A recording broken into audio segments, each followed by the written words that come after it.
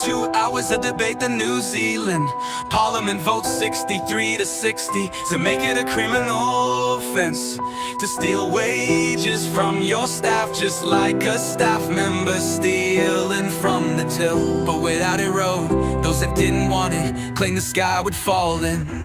Katie said it would clog the courts, Carl said it would become a bureaucratic nightmare. Laura said we already have the appropriate measures in place. Vanessa claimed it would be hard to determine menswear.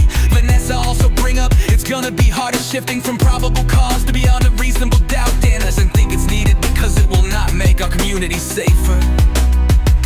Grant doesn't want it because he doesn't want to have a police officer knocking on his door because Mrs. McCullum forgot to hit pay now when doing the wages. Katie doesn't want thieving employees to suffer reputation damage, stopping them from exploiting employees in the future. But stealing from your staff members' pay packets is now illegal, just like stealing from the bosses to wage theft. No more, thanks to Camilla and Ibrahim, we're bringing a crime theft by employer amendment bill. Tiano supporting the bill because an honest day's work deserves a fair day pay. Not proud to cast New Zealand first swing vote to the bill. Took you to say this law united us under one law for all.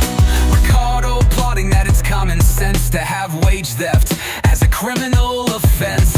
Jenny pointing out wage theft is a constant, persistent problem in New Zealand. And Phil said this will be the perfect bill for a civic education, such as the order paper podcast. And stealing from his staff members' pay packets is now illegal, just like stealing from the bosses to wage theft. No more, thanks to Camilla and Ibrahim for bringing the crime theft by employer amendment bill to the House. And on Thursday, 13th March, the crime theft by employer amendment bill received its royal assent.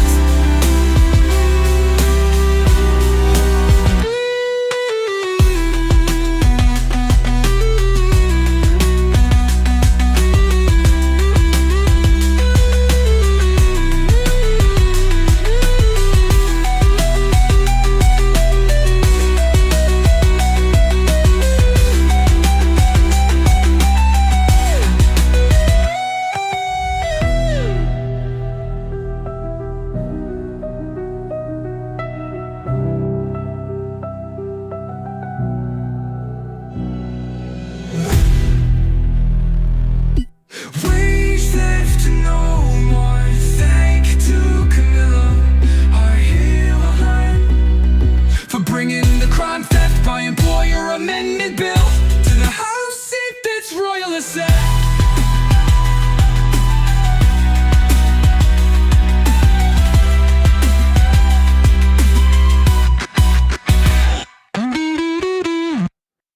On Wednesday, 12th March, after 2 hours of debate, the New Zealand Parliament votes 63 to 60 to make it a criminal offense to steal wages from your staff, just like a staff member stealing from the till. But without it road, those that didn't want it claimed the sky would fall in. Katie said it would clog the courts, Carl said it would become a bureaucratic nightmare. Laura said we already have the appropriate measures in place. Vanessa claimed it would be hard to determine menswear. Vanessa also bring up it's gonna be harder shifting from probable cause to beyond a reasonable doubt. Dan doesn't think it's needed because it will not make our community safer. Grant doesn't want it because he doesn't want to have a police officer knocking on his door because Mrs. McCullum forgot to hit pay now when doing the wages. Katie doesn't want thieving employees to suffer reputation damage, stopping them from exploiting employees in the future. But stealing from your staff members' pay packets is now illegal, just like stealing from the bosses to wage theft. No more, thanks to Camilla and Ibrahim, we're bringing a crime theft by employer amendment bill. Tiano supporting the bill because an honest day's work deserves a fair day pay. Not proud to cast New Zealand first swing vote to the bill. Took you to say this law united us under one law for all. Ricardo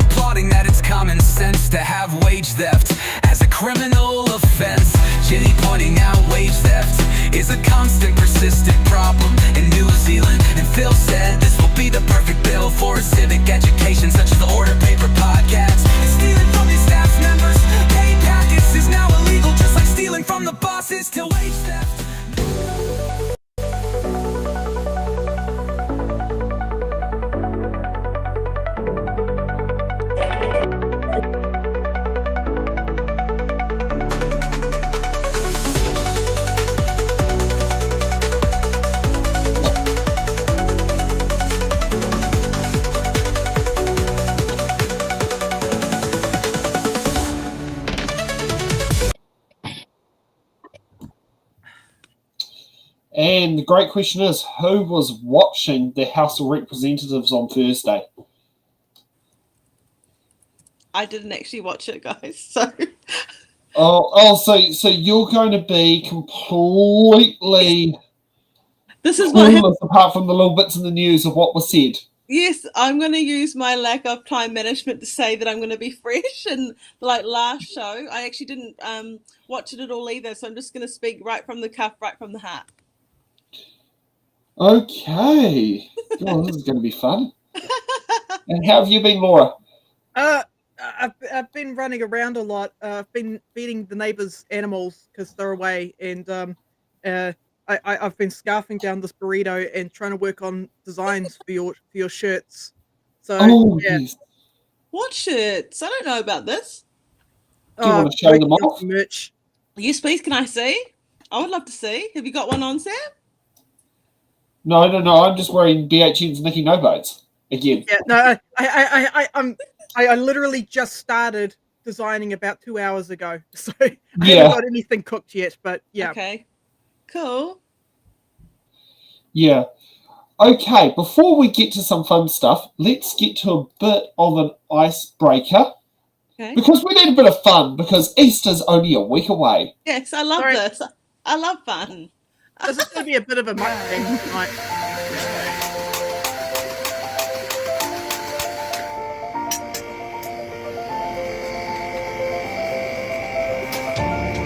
Big latte.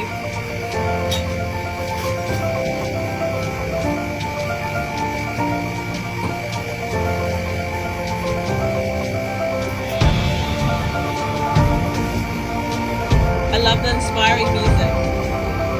Yeah. I love it. It makes me think like I could possibly achieve what you're doing.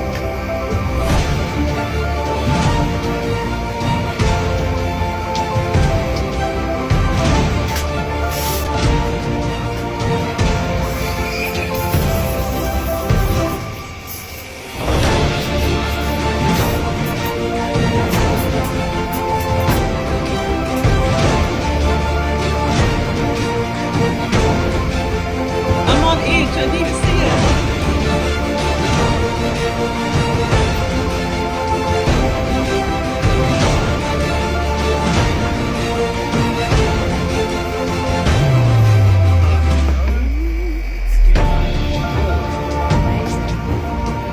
Oh my gosh!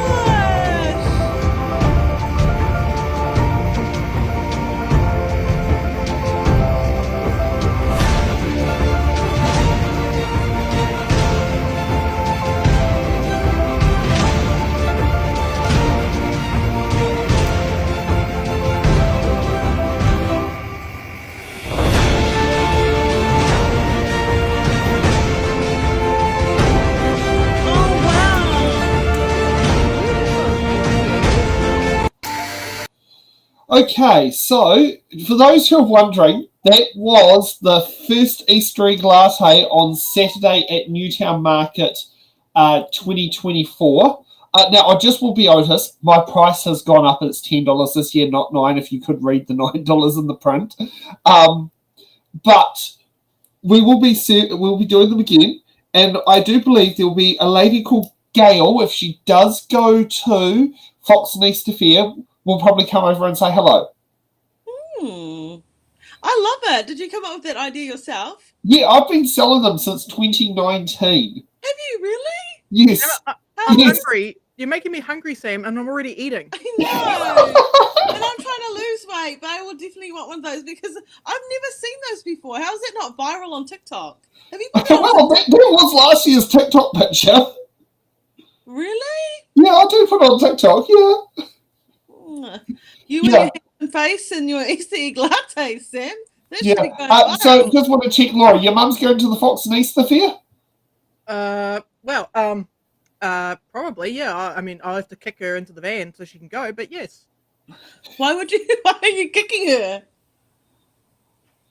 Oh, that's an internal joke. Ah, Yeah. Okay, so let's get to the so we've had our fun with the Easter egg lattes, and we do have an early birds, no one's around day on Good Friday at Newtown School. And from not Bernadette, yes, it does melt into the cup. Yes, it does. That's the whole point of it. But it's an Easter gimmicky. So yes, it does melt into the cup, but it is also dark chocolate. It does take a little bit of a while for the chocolate to melt in. oh, kia ora, Kiwi Skirt. So my real name is actually Franceska Tangaere, and Mana Mare Kura is just my handle on TikTok. So Mana, because I'm Māori, inherited mana or lineage, if you like, and then Mare Kura is any wahine or anybody who identifies as a wahine. Every Māori wahine is born a Mare Kura, which sort of translates to a high priestess, and every male or anybody who identifies that way is wharewhetu. Yeah. Okay, let's get to. Oh, hi, not my Prime Minister. Good to see you. Thank you for telling me the time too that I was supposed to be on. Thank you for time managing me. Okay, so let's kick off with the Honourable David Seymour on his speech on why the Treaty Principles Bill should pass its second reading. And Jerry doing his usual. I'll just say to the gallery, please keep the noise right down to nothing. Calling government orders for day number 1. Principles of the Treaty of Waitangi Bill, second reading. The Honourable David Seymour. Mr Speaker, I move that the principles of the Treaty of Waitangi Bill be now read a second time. Mr Speaker, members of this House can still change their mind. Stop, hold it. Where are the police helping us with this?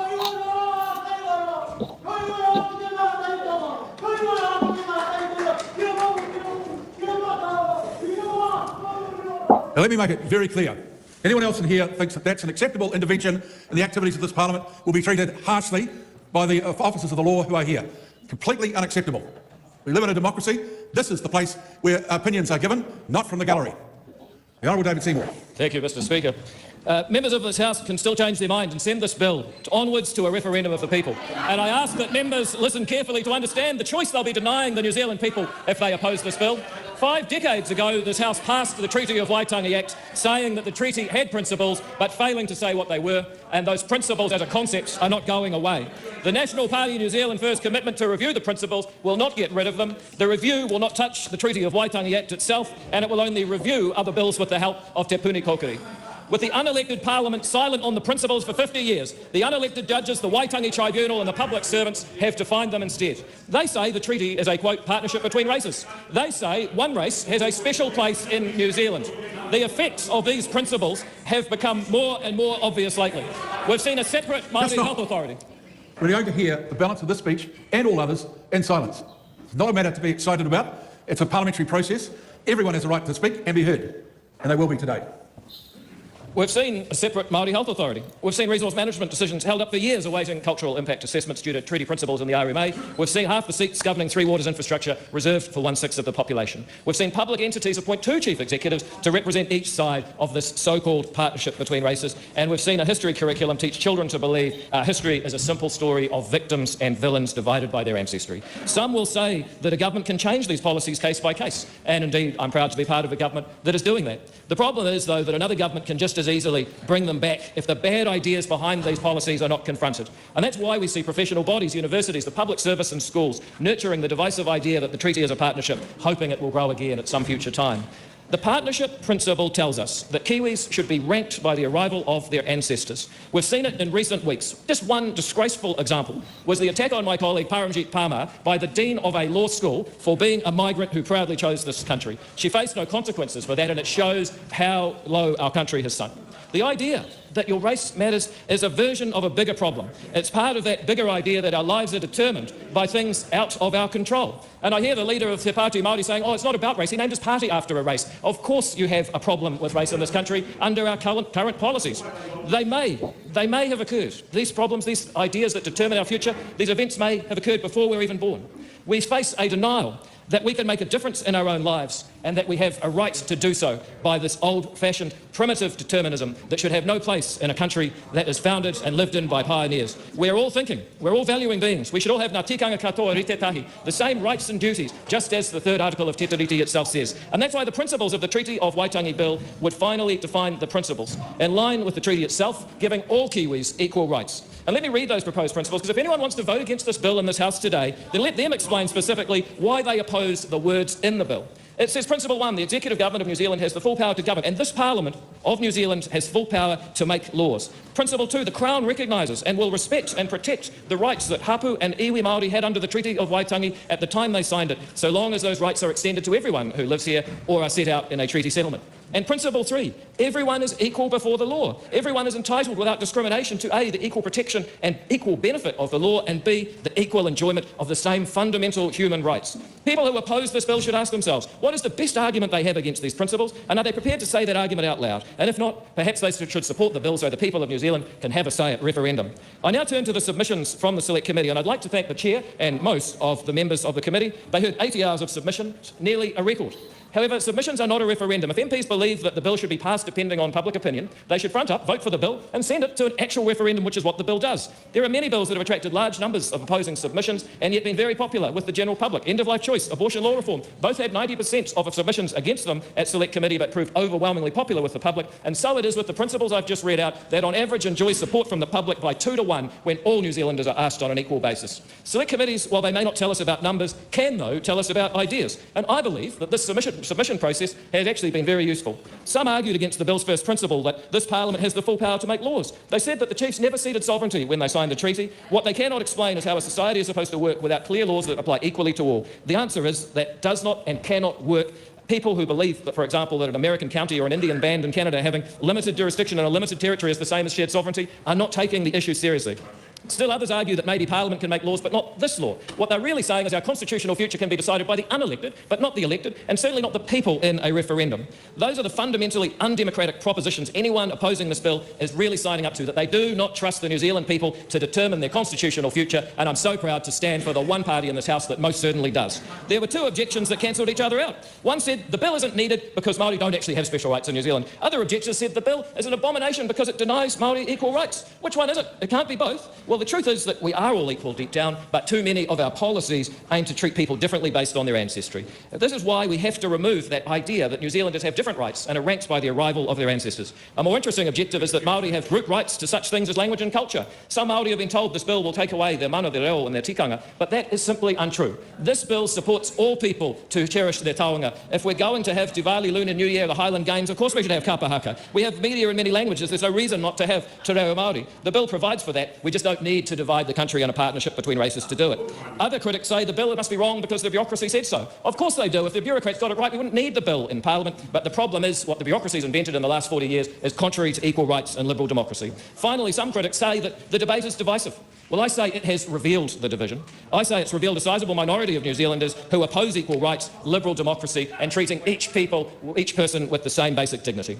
I want to end my speech with a quote from a Jewish man who wrote a book in Christchurch while he was hiding from Nazis in World War II. The book is The Open Society and Its Enemies. It's been described as the most important book ever written in New Zealand. His name was Sir Karl Popper, and he said, the more we try to turn away from the heroic age, the more we try to return to the heroic age of tribalism, the more surely do we arrive at the Inquisition, the secret police, and a romanticised gangsterism. Beginning with the suppression of reason and truth, we must end with the most brutal and violent destruction of all that is human. There is no return to a harmonious state of nature. If we turn back, we must go the whole way. We must return to the beast. But if we wish to remain human, there is only one way, the way into the open society. We must go on into the unknown, the uncertain and insecure, using what reason we may have to plan as well as we can for both security and freedom.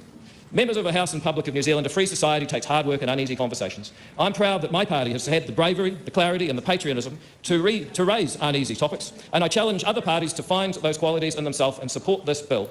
We will continue to fight on for the truth that all Kiwis are equal. Ake, ake, ake. Thank you, Mr. Speaker.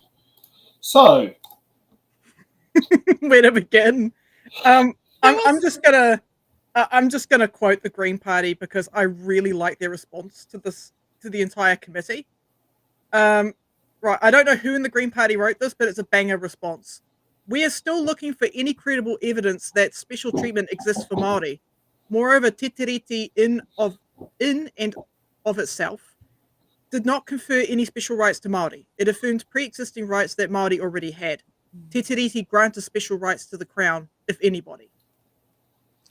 Thank you, Laura. I love that, actually. I love that. Mm.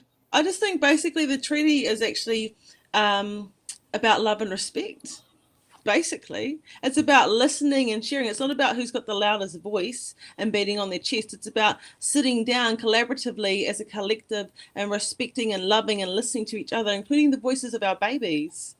Mm. And he does contradict himself a few times. He speaks about how culture doesn't matter, but then he said it does. So why does identity not matter? Because he is a clear example of someone who doesn't have identity, someone who's not connected to his whakapapa, to his lineage. And this is a pure example of how someone will go through life if they don't have any connection to their iwi or their whakapapa. Sometimes it's actually quite sad for me to see him like that, because I mean, on the face front it seems like he's got everything together and he's proud and happy, but you can't be happy on the inside. That's just a surface level of a person. You can't be happy on the inside to tear apart where you come from, in my opinion.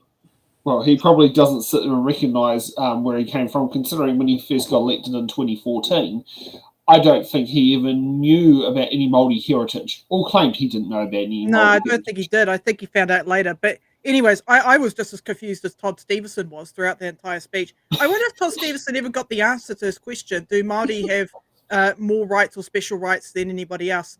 Well, the answer to that is no, because, again, we have the Universal Declaration of Human Rights of 1948.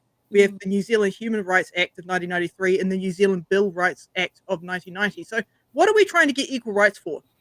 Yeah. What is Seymour trying to achieve here? What he's trying to achieve here is he's trying to benefit the interests of the capital class, the rich buggers that want to own more resources, privatize everything. And I think that if there's been any sort of wedge driven between tauiwi and Māori, and if you're new or you don't know the word, tauiwi just simply means non-Māori. So the only people who are driving that wedge has been New Zealand government time and time And the Crown, again. yes. They push that narrative, they use that narrative, and that affects all of us. That affects us and our babies. I mean, what a brilliant conundrum for us to solve.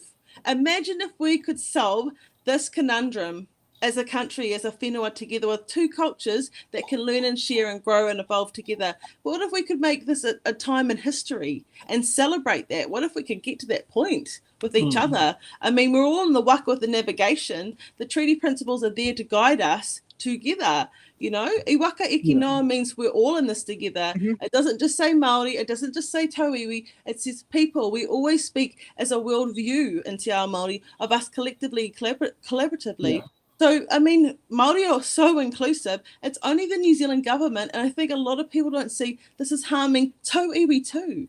Yeah. This harms tauiwi and Māori, so it's not in anyone's best interest not to have love and respect and to be listened to, but to have a loud voice. You look at where the funding is coming from, right? You look where all the money is coming from. Yeah. For a lot of this anti-Indigenous stuff. You know, we saw it with The Voice in Australia, how much money was coming in from corporate interests. And this bill is no different to that. You look at the people who backed David Seymour and the ACT Party in the elections. Yeah. A lot of it was billionaires and corporations, people who worked in corporations. That's what they care about. That's what this bill is for. It's not for you and tauiwi. It's not for individuals. It's not for workers. It's for rich buggers. And for me, you just find out you whakapapa Māori, you don't have any identity at all. You've just proven to us that you didn't even know your lineage or your ancestry at all until a couple of years ago. So how can we trust you to guide this waka into navigation and make decisions on behalf of us when you clearly don't even know a thing about yourself? Well, 90% of submitters said that this bill's a piece of trash. You know what? In the future, because we've got David Seymour out there going, "Oh, we're going to do a referendum anyways." You know what? Can we apply that logic to other parties? I want to see some rejected Green Party bills go to a referendum. I want to see some rejected Te Pāti Māori bills go to a referendum. Let's take that logic all the way to the bank. Let's go. Yeah, exactly. Yeah. Let's. I mean, we'll have to look at it. But how many bills that did not pass first reading? Mm. And So let's go. They want to do direct democracy. All right, let's go. Let's. I'm ready. yeah. Okay. Let's kick off with the Right Honourable Chris Hipkins. Got to flick it to this one here, and then we will go. Mr. Speaker. The Right Honourable Chris Hipkins. Speaker. Te hei Māori ora. Te whare e tu nei, te papa e tā koutou nei, tātou katoa te hunga ora, tēnā koutou katoa. Mr. Speaker, normally when I rise in this House to speak on a bill, I say it's a great privilege to speak on the bill. That is not the case today. This is a grubby little bill, born of a grubby little deal. It has had a colossal... Excuse me, I'll make it clear just once. The gallery do not interfere in the activities of Parliament. Another outburst like that will clear the galleries. Everyone will be going. The Right Honourable Chris Hipkins. It has had a colossal impact on the fabric of our nation, and this bill will forever be a stain on our country. But, Mr. Speaker, what I do take pride in is the way New Zealanders have come together over the last 6 months to say loud and clear, this is not us. This is not Aotearoa New Zealand. For 185 years, Māori and non-Māori have worked together to make progress. We honour those who have come before. We stand on their shoulders today.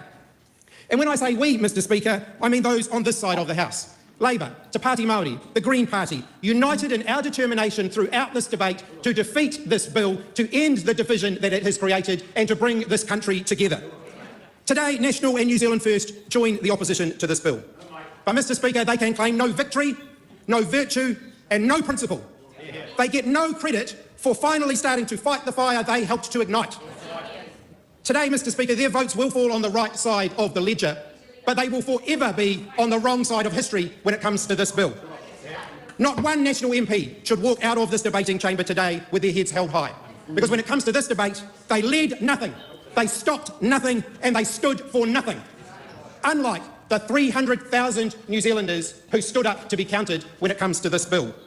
All those who marched in the streets together, Māori, non-Māori, ethnic communities, young and old, saying this is not New Zealand and this will not define who we are as a country. Because this is a bill based on a mythology that is far too easily turned into outright lies. The myth of Māori special privilege. Life expectancy 7 years lower than other New Zealanders is not special privilege. Being twice as likely to die from cancer as others is not special privilege. A higher rate of childhood hospitalisation, 40% of Māori living in the highest areas of deprivation compared to just 10% of Europeans. These are not signs of privilege, Mr. Speaker. But too often these statistics are twisted to suggest that Māori are wanting the Crown to save them. I've been up and down the country in recent years speaking to Māori all over New Zealand, and that could not be further from the truth. How ignorant, how blind and how wrong those statements are. Māori have been very clear. What they're asking for is partnership, for the Crown to walk alongside them and to embrace by Māori, for Māori solutions. Māori want to do the mahi themselves, and they want the Crown to stop acting as an impediment to that. I say it's time we listened and it's time we acted on that.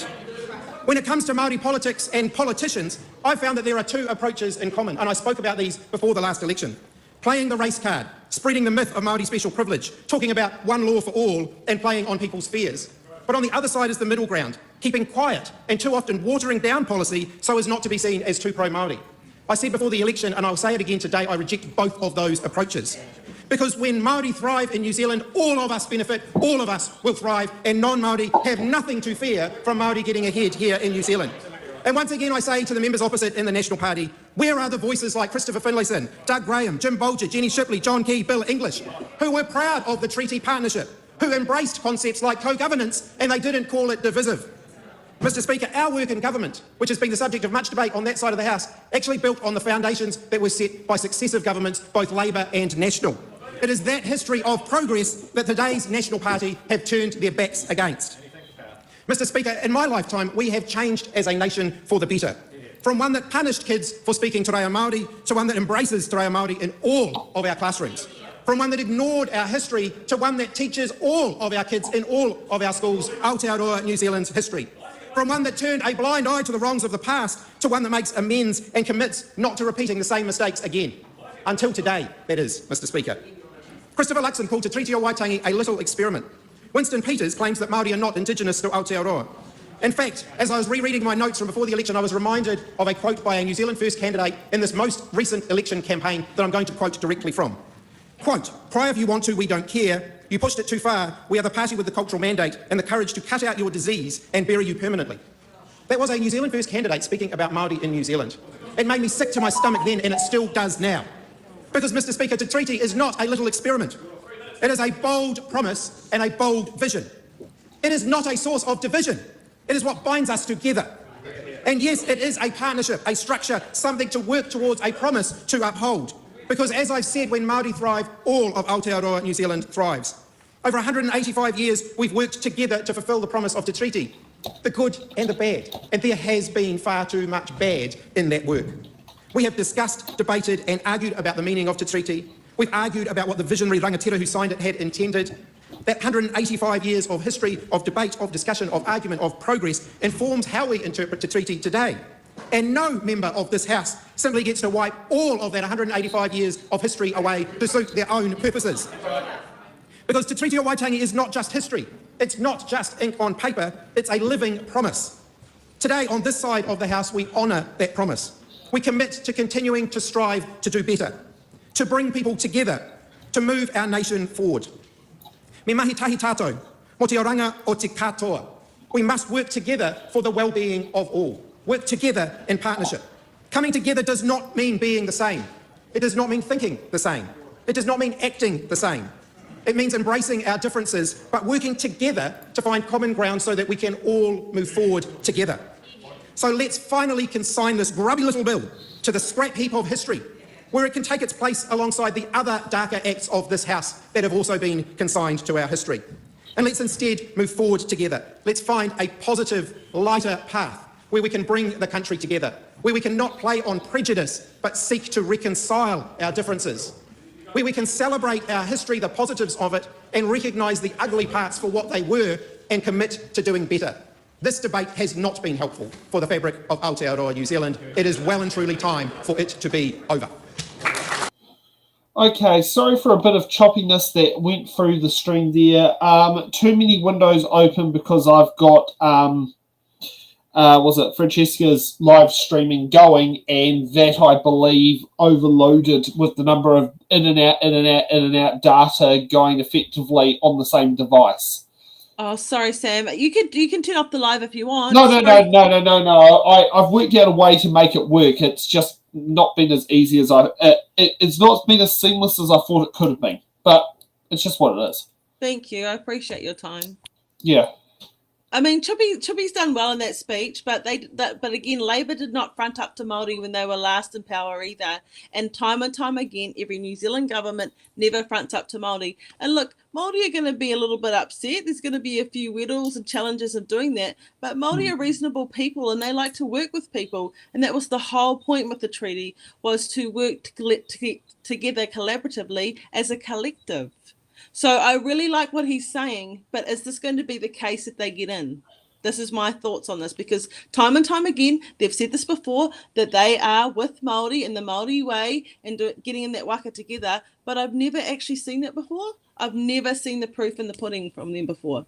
Yeah, I mean, it's going to be very difficult for Labour to get the stink of Helen Clark off them, especially in regards to Māori issues, because that what she did really did seal the deal for a lot of Māori.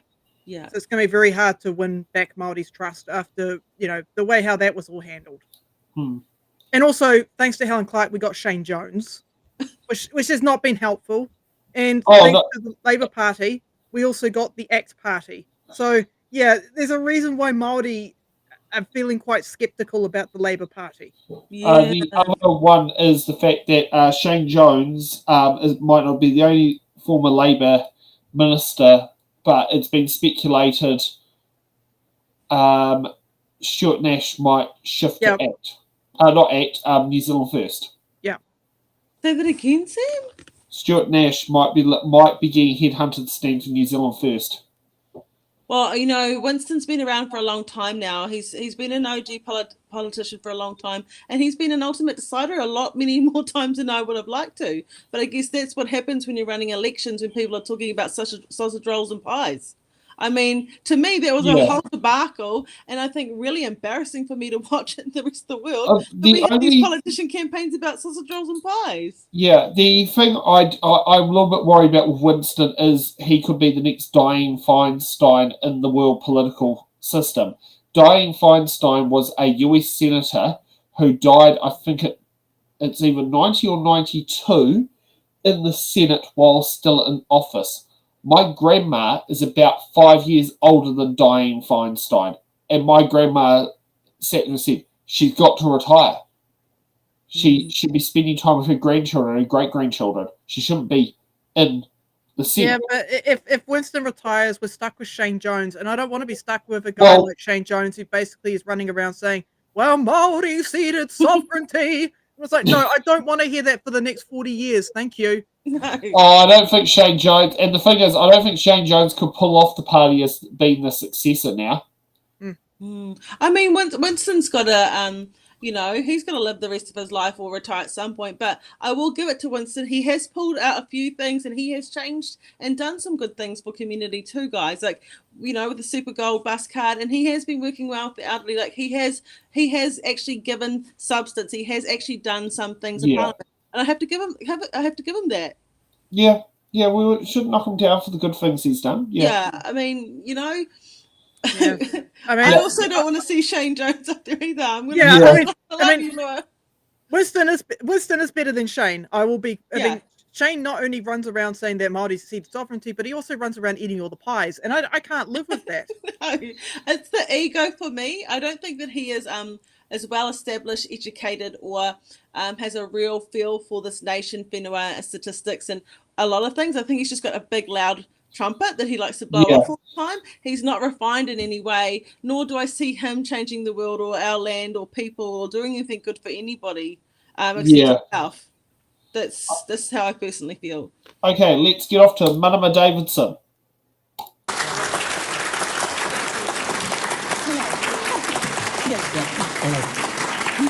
The Honourable Marama Davidson.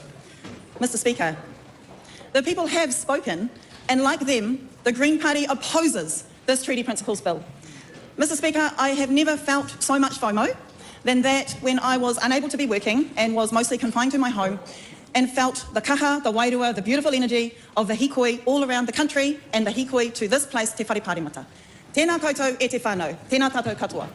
I was so inspired by your beautiful kotahitanga energy that I ran and found my Tino Rangatiratanga flag and took a photo in my backyard as me trying to grab any contribution to feel like I could be a part of the movement that the people so brilliantly created off the back of this miserable piece of little bill. And Mr. Speaker, that backyard photo went a little bit viral, but nowhere near as viral as the haka that happened in this place. Nei rā taku mihi ki a koe, e te rangatira hana rāwhiti.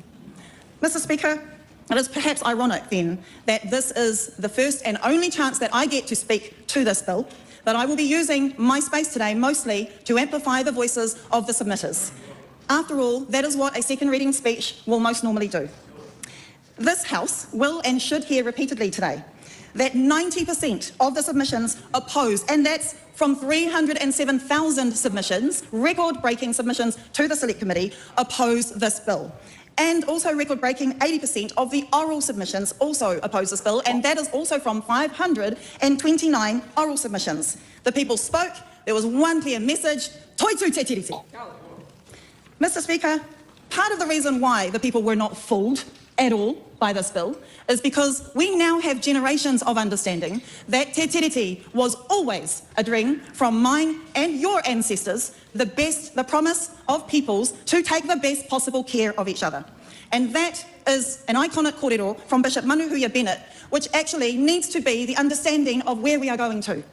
And we can take even further the voice of one of the submitters, Dale Takitimu, who said, we assert that Te Tiriti is a core agreement that affirms the place to belong and a place to stand for everyone in Aotearoa.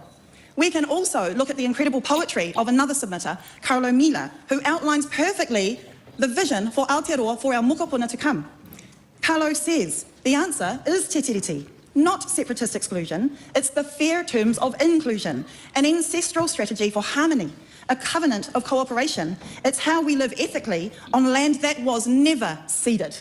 Mr. Speaker, the Green Party is proud to have always affirmed the mana motuhake, the tino rangatiratanga, the self-determination of iwi and hapu guaranteed by Te Tiriti. Mr. Speaker, we had a dig around. We did a bit of research, and what we found, which I know that the pushers of this bill did not anticipate, was that there has not been another bill with a record-breaking number of submissions to Select Committee that was met with such overwhelming power of opposition. And I am so proud, once again, to highlight the people have spoken, and they have spoken clearly and strongly. The people are not fooled by the ACT Party, trying to ignore the injustice and inequity that has seen, for example, that Māori are 3 times more likely to be arrested and convicted of a cannabis-related crime than non-Māori, but let us be clear, for doing the same thing. So this is what we need to point out. 3 times more likely to be arrested and convicted for doing the same thing. The ACT Party, I challenge them to release their myth of special Māori treatment and find their equity bone, find their equity analysis, ignore their myth of the privilege, of Māori privilege, and find their equity analysis deep within their bones. I implore them so they do not bring any more embarrassing bills like this to the House. Mr. Speaker, Te Tiriti is forever, and that's what we have heard, and that's what I will say again and again. But what we know is that this Crown has not yet actually upheld its promise, its side of taking care of each other.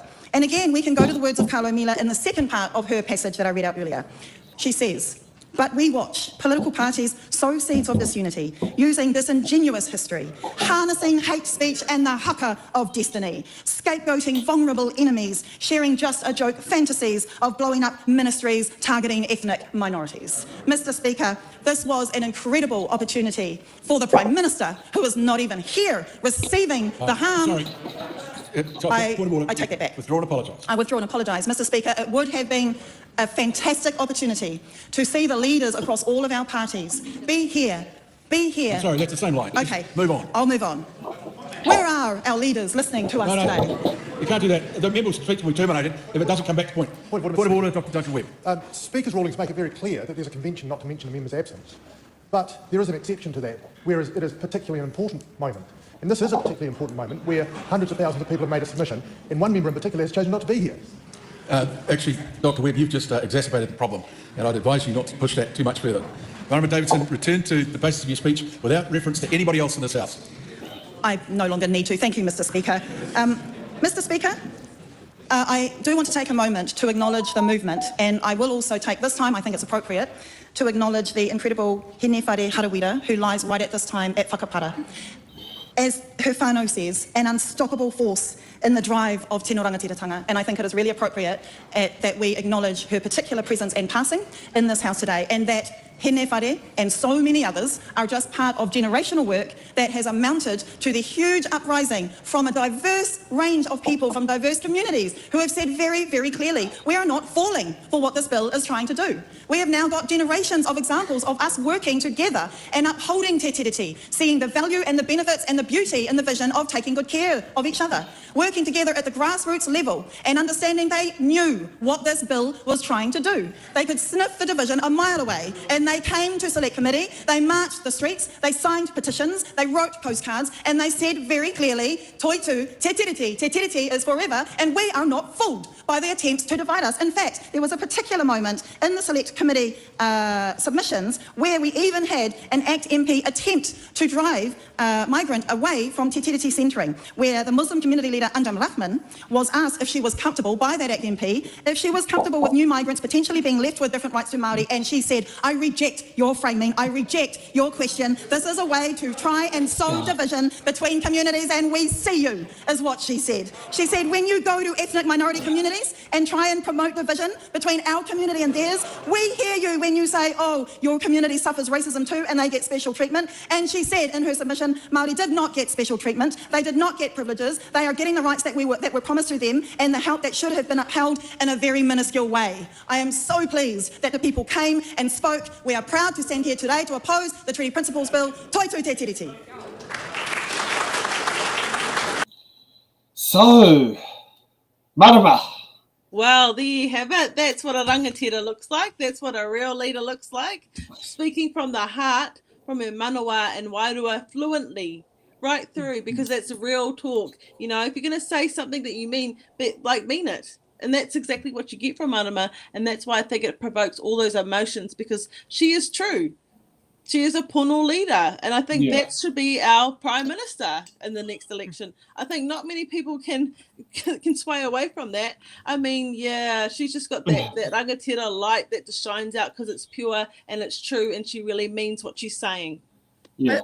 I want to share a bit of a kōrero because she reminded me of my own whakapapa. How many people here have been to Akaroa or Takapūneki?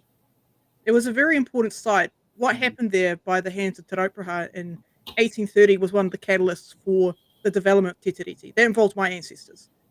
But yeah, after the 1930 massacre by Te Raupraha and its warriors, local Ngai Tahu never returned to live at Takapūneki and avoided the area.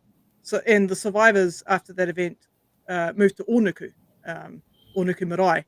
So, for those that don't know, that's off the peninsula there, right? In the 1840s, Ngai Tahu and Akaroa, so these are my ancestors, refused to sell their land to the Crown. But in 1856, after complex talks, they were persuaded to give up large areas of land for very small payment. Now, this is where Sam might get interested, because I'm going to talk about local council stuff now. On August the 4th of 1978, the council bought Takapūneki land from Thomas Robertson. He's a relative of mine. They plan to expand the sewage plant. Now, for those that are familiar with the history of Takapūneki, about between 100 and 200 of my ancestors were killed there. They were cannibalized there. Their bones were left out in the open, right? And they were cremated. So their ashes are all over the place. Guess what the council did? Without Māori consent. They built a big-ass wastewater plant, poop water plant, on top of Takapūneki. They also built a rubbish dump. So it's like, yeah, so it's like, thanks, guys. This is why the Te Tiriti is very important. This is why it's important to have Māori seats. This is why it's really important for Māori to have a say and to participate, because you end up with a poop water plant on top of your ancestors. Well, you can also look at the back of Waitangi, where half of Waitangi Beach was built on an inapa. Yeah, this is not just unique to Akaroa. That's just a local one of like things that, were in my backyard, that, things I found out in there. And I thank my friend Mark Robinson for saying, hey, this has happened. You've got to put this on the ballot, because no cat have an absolute idea of it. But yeah, you have to, this has happened all across New Zealand, by the way. It's not just unique to Akaroa or Waikanai. Yeah. This has happened everywhere. And I'm so sorry that's happened to you. Like, I can feel the pain in your heart. Like, I can actually feel how painful that must be for you. And I really, I can feel that. But it's just really shitty. Excuse the pun. No, it's okay. But I mean, this is a classic example of not just the racism of the New Zealand government, how time and time again they make Māori the issue, and they have attacktive natures in their narrative, but then also poor planning. Such poor planning to have to go straight through that and not actually find another way around this to make a solution or do that. It's just saying, look, I don't give an F. I'm just going to do this here. Yeah. So how can anybody feel comfortable with anybody who's going to do that? You can't plan properly, and you don't care about people, because when you're running things and you're going to build those things over people's ancestors, everyone's ancestors, then how can people trust us? I really find it hard to believe that they even get in. I honestly, I don't get it. Like if I mean, I was reading what one archaeologist had to say about the situation down south with Akaroa. He said this would be the equivalent if Māori came along, found a European cemetery, and put a sewage treatment plant on top of it. But we wouldn't. We wouldn't. Never. We wouldn't. Yeah. We don't do that. Yeah. That's not part of our tikanga.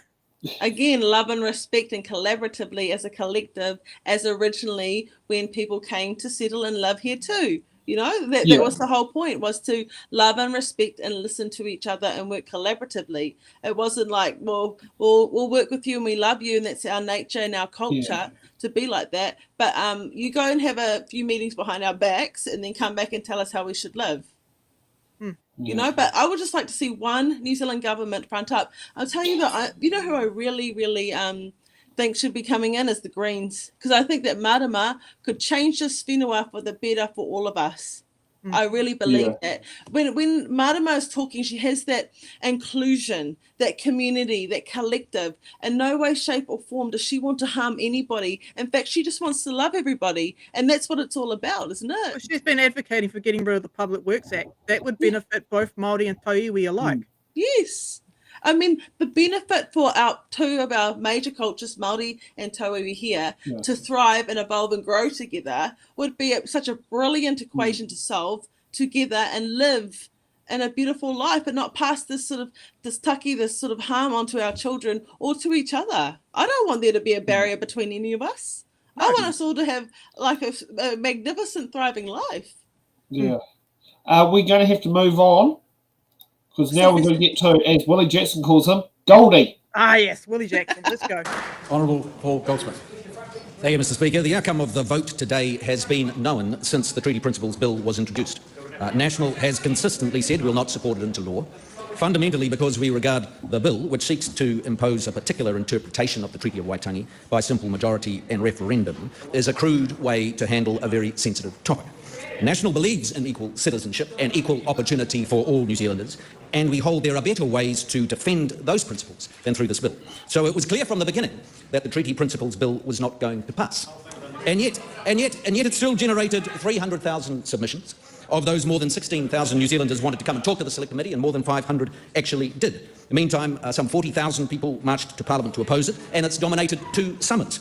So what are we to make of this? Clearly it shows that many people feel passionately about the topic, and I want to acknowledge the effort so many people put into expressing their views. Some of the submissions were truly remarkable. It's equally true that the bill has provided a convenient vehicle for political campaigns on all sides, and that is politics.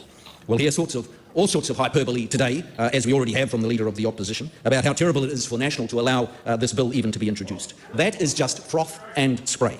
Coalitions require compromises. National opposed the bill and would have preferred it not to have gone forward. ACT wanted to have the bill passed into the law. None of us got what we wanted. That is life under MMP. Our country is not so fragile that we can't withstand a debate about the role of the treaty. And we certainly won't take lectures from Labour about division. I'll never forget seeing Willie Jackson on the TV casually declaring that democracy in New Zealand has changed, and as his government was pushing an agenda of co-governance on public services, and all of us wondering what on earth he meant. And when did we discuss this? And when had the people of New Zealand been asked whether they wanted their democracy changed? National opposes this bill, but we do not oppose the open and frank discussion about the role of the Treaty of Waitangi in our laws and within the context of a modern democracy. That discussion is alive and well and will continue. The critical thing is that we try our best to conduct that conversation with good grace. We live in a turbulent world with examples every day of how societies can tear themselves apart. For all our faults and our disagreements, we hold things together very well in this country, and I have every confidence that we can continue to find a way through. Parliament first referred to the principles of the treaty in the 1970s, but never defined them. The court stepped into that vacuum, as we know, and over the past 30 years, the principles of the treaty, such as the concept of partnership, have been given greater weight. The interpretations of the court are not gospel. They should be debated. But if enacted, the Treaty Principles Bill would have short-circuited that debate. Parliament would simply have set down its interpretation of the treaty and then seek a majority of the public to confirm that in a referendum. That would have, at a stroke of a pen, unwound more than 30 years of jurisprudence.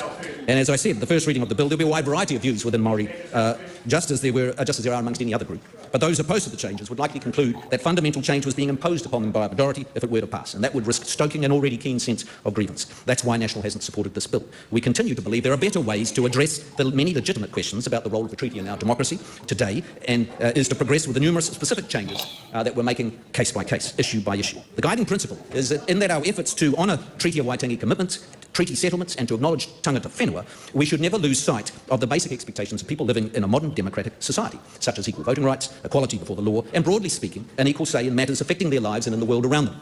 And there can be a tension between those two things, between honouring commitments to Māori flowing from the treaty and the basic expectations of equality in a modern democracy. This is a tension that we can't just gloss over and ignore. Our proposition is that as a nation we should be serious in our commitment to the first, but in doing so should be careful never to lose sight of or drift too far from the second. People ultimately have choices, where to live and where to invest. For our country to continue to succeed, those basic expectations of equality before the law must remain. This is not a topic, I don't think, that lends itself to neat, tidy, single solutions. It has to be worked through issue by issue. That's why we've reasserted the principle that healthcare should be delivered on the basis of need alone. That's why we're pushing back against the previous government's move against equal voting rights in local government. It's why we've unwound co-governance arrangement in core public services and a separate Māori health authority. It's why we've also took the unusual step of introducing legislation to overturn the Marine and Coastal Area Act decision in the Court of Appeal. And we're now considering, following the Supreme Court's decision, what next steps are necessary, if any. That's why we're embarking on the challenging task of reviewing the treaty references in existing legislation to ensure that they're clearer about what Parliament does and doesn't mean, or to remove the treaty references if there is no clear reason for having them. None of this is easy. And at the same time, we're committed to continuing and completing the treaty settlements process that was begun in the 1990s. Around two-thirds of the settlements have been completed, many under previous national governments. It's been a bipartisan effort across many decades and has involved thousands of Māori up and down the country studying history, negotiating, forming new structures to manage settlements. Successfully, we have re-established strong financial basis, confidence and ambition. The settlements have never been an exercise in achieving perfection. Many Māori complainants will rightly point out that the settlement payments reflect only a fraction of what was lost, and that's true. Equally, the process requires today's Kiwis to spend sums running to the billions and to agree to bespoke arrangements in specific places, often because of events going back as far as 180 years or earlier. So treaty settlements require grace on both sides as well. Treaty settlements and the continued substantial investments in preserving te reo, Māori culture and expanding their reach alongside investment in a great variety of Māori solutions to the challenges we face are all part of the effort we make as a country to address the injustices of the past, to recognise our unique history and blended culture and to build a better future. And we're proud of those efforts. And this government will never lose sight of the reality that the things that most Māori want are the same as what most other New Zealanders want. They want a strong economy that can deliver jobs and incomes and can sustain our good standard of living. They want decent housing. They want to feel safe in their communities, for their kids to have access to a great education that will set them up to succeed in a modern world. And they want to have access to quality healthcare when they get sick. The reality is, in each of those areas, Māori, on average, currently have worse outcomes than the average New Zealanders. And we want to work together with Māori New Zealanders to change that. The work we're doing to fast-track consents for infrastructure and new industries across the country is designed to raise income for Māori and all New Zealanders alike, and that's why Māori businesses are keen to be part of it. The effort to restore law and order and to deal with truancy will help Māori most, because they are more likely to be victims of crime and not to attend school regularly. The amazing progress we've made to reduce smoking rates and to increase immunisation rates will help Māori most. When we think of a referendum, so, Mr Speaker, when we think of a referendum in 2026... Sorry, that member can take us off out of the House if that continues. Thank you, Mr Speaker. When we think of a referendum in 2026, our preference is for the election to be a referendum on this government's success, or otherwise in making progress on those massive challenges. And I have every confidence that we, together, will make genuine progress on this area. So, thank you very much, Mr Speaker. So, how did everyone sit there and feel about, as Willie Jackson calls him, Goldie's speech? Yeah, I'm sorry. Does he think we're all fucking idiots or something? Yes. The entire value of treaty settlements over the past quarter of a century was only 2.6 billion. And when you compare that to something like superannuation, that would only cover about 2 months of superannuation. So, let's not. I'm just sick and tired of National saying, "Hey, look at all this money we gave to them." No, you gave fuck all. Look at the amount of value of land that you took, that you confiscated through unethical means, that you bought through unethical means. Yeah. Look how much value you're sitting on. That you've barely even scratched the surface of when it comes to reparations. And the fact of the matter is that Luxon sucks. He got caught with his pants down, and now you got Goldie Smith saying, "Oh look, guys, we killed the bill." No, you didn't kill the bill. David Seymour's cooking up a shitty sequel as we speak. Yeah. And I'd like to draw your attention. So when we hear from Seymour, he talked about a quote from a Nazi from there. And also, could I draw attention to? So we've just heard this gentleman speak, and then I'd like you to see how many times he uses the word supreme. And so I'm seeing a little theme here going on, guys. There's definitely a ding counter going on that one. Yeah. So when you get a Nazi quote and you get someone saying supreme a lot, I mean, but dangerous, don't you think? It's not without coincidence. You're absolutely right to spot that out. And this is actually what got me away from being a right-wing libertarian, is I saw the pipeline from right-wing libertarianism to effectively fascism. There is a pipeline there. It is real. And I can actually put a report in the chat. People can read it up. There's been studies done on this. But yes, essentially what they're trying to do is like, hey, neoliberalism. We freaked out during the 1960s with the hippies, right? We want to keep our capital wealth. So let's introduce neoliberalism as a way to sound, quite respectable and reasonable. Oh, wait, inequities as a result of neoliberalism? Oh, better start blaming immigrants and Māori. Oh, wait, that's not working. Better start blaming women. Oh, that's not working. Better start blaming the price of eggs. Next minute you've got fascism. But I mean, Yep. where do you get the security to stand up in Parliament and quote a Nazi proverb by a Nazi, and it's okay? And The people, same way that Elon Musk felt Yep. comfortable doing what would be the Nazi salute. And actually, while we're on the topic of quickly on Tesla, I wonder how Mevo's Teslas getting hired out have gone since Elon has started doing his stupidity. Because I've also heard in New Zealand, Tesla sales have dropped off like they've done all across the world. the thing is, now we're all starting to work collaboratively. We're not Yeah. buying the narrative of the wedge of drawing out each other. And you know why? Because we're all suffering this time. Because we're all going through it, which is, I mean, in a way, a good way. They've taught us to become more connective and to reach out to one another. But I mean, yeah, the supreme words being sliced in there and saying, hey, sorry that we damaged your whole whakapapa lineage and ancestors and took everything, but here's some money. Māori don't want money. Māori want to participate and protect and have partnership of how our babies are raised, you know? Yeah. And so when somebody doesn't want other people involved, then you are the hierarchical, patriarchal system that is just going to have your narrative and do what you want. You don't want to work together. You just want to say, here, you get this. And again, if I'm a woman, Sam, can I speak on behalf of men? I don't think that would be very appropriate at all. So how is Considering there are things that we go through that you don't, and there's things that you go through that we don't. Exactly. So how can this Tauiwi man speak about what Māori want or need? I don't know. I mean, Luxon did Respectfully mistake not. him as being a Māori member of the party, a Māori member of his front bench at one stage, when he wasn't. The tokenism of it. I mean, it's delightful, isn't it? But Yeah. you know, I'm starting to hear these. Listen closely, It's quite dangerous and scary to me to hear quotes from Nazi, and then also having Supreme slipped into your conversation a little bit. Yeah, it's dangerous. But yeah, it's like we know better. Yes, but Yeah. it's the ego of it to flick it in your face, even Yeah. on such a high level of exposure. Or in this case, where most people probably wouldn't even follow the speech quite to the same point like we do. And Yeah. our followers on all our social media channels following us right now. Yes. Okay, next up, Casey Costello. Speaker, I rise on behalf of New Zealand First to speak on the principles of the Treaty of Waitangi Bill. I acknowledge that our leader, the Deputy Prime Minister, is wanting to be here but unfortunately is boarding a plane as we speak. I'm honoured to be able to give this contribution and I want to reflect on what it is we are here to debate. Despite the absence of any judge or academic being able to clearly define the principles of the Treaty of Waitangi, the ACT Party believed it could. Despite what has been suggested in the purpose of the bill, a legislation would have taken us back into the courts, which is the last thing this country needs. To put this issue before the courts is exactly what we needed to avoid. And alarmingly, there appears in the political posturing this bill has brought to this House, no thought was given to the turmoil should a referendum fail. We saw the kākoi when it was clearly known the bill would not pass, the political noise and the upsets that it created around communities. All this posturing and political point scoring that distracted us from the real work we need to do as a nation. We have heard that in the forming of a coalition government there are compromises. There have been compromises and New Zealand First knows that because we have been part of those coalition agreements on many occasions. And we know that we can agree to disagree on many aspects. And even if we agree, which we don't, and even if it were to pass, and it won't, a subsequent parliament could change the definitions and so the cycle would continue. The unintended consequence of this legislation, something that does not need legislation. And what would the courts do with this legislation?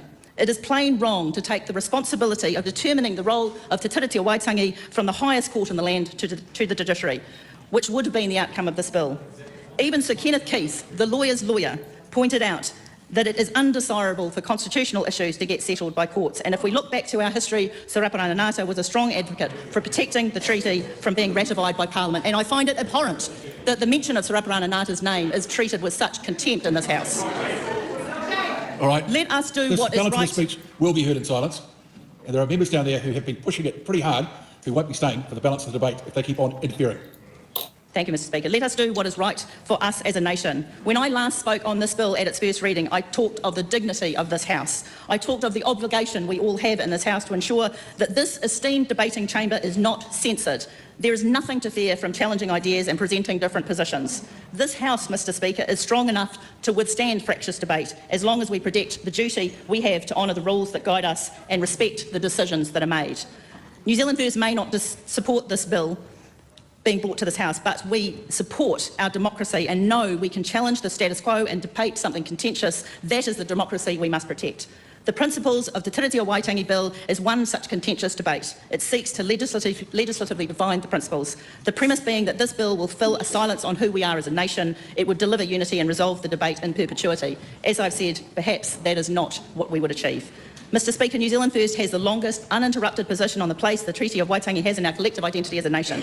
It is in the signing of this treaty that our nation was formed. It started our journey and forged our identity. It is through the forming of our nation that we came together as a people. Over time, not instantaneously on the 6th of February 1840. We had much to resolve. We still do.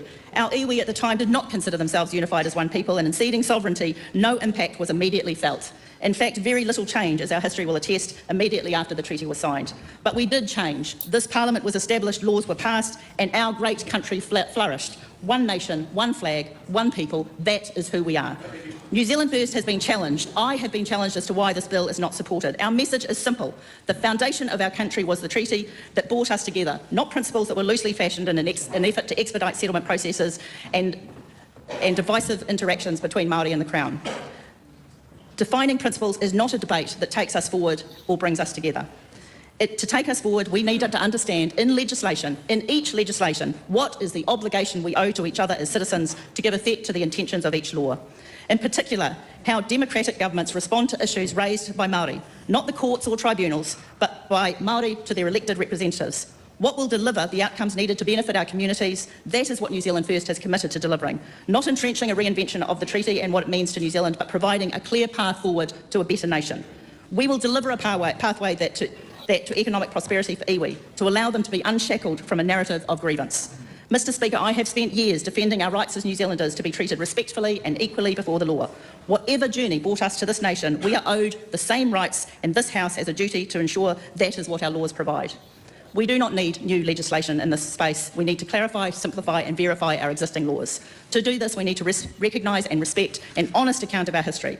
Importantly, an honest account of our history will make sure we are not oppressed by the racism of low expectations. When we can look to our tupuna for what they achieved, we can silence the narrative that we are a nation of two peoples. When we look to our tupuna, we can understand what personal responsibility means, what honour and dignity means, what sacrifice and hard work means. We can be aspirational, not divisive. This is the legacy that is to be honoured.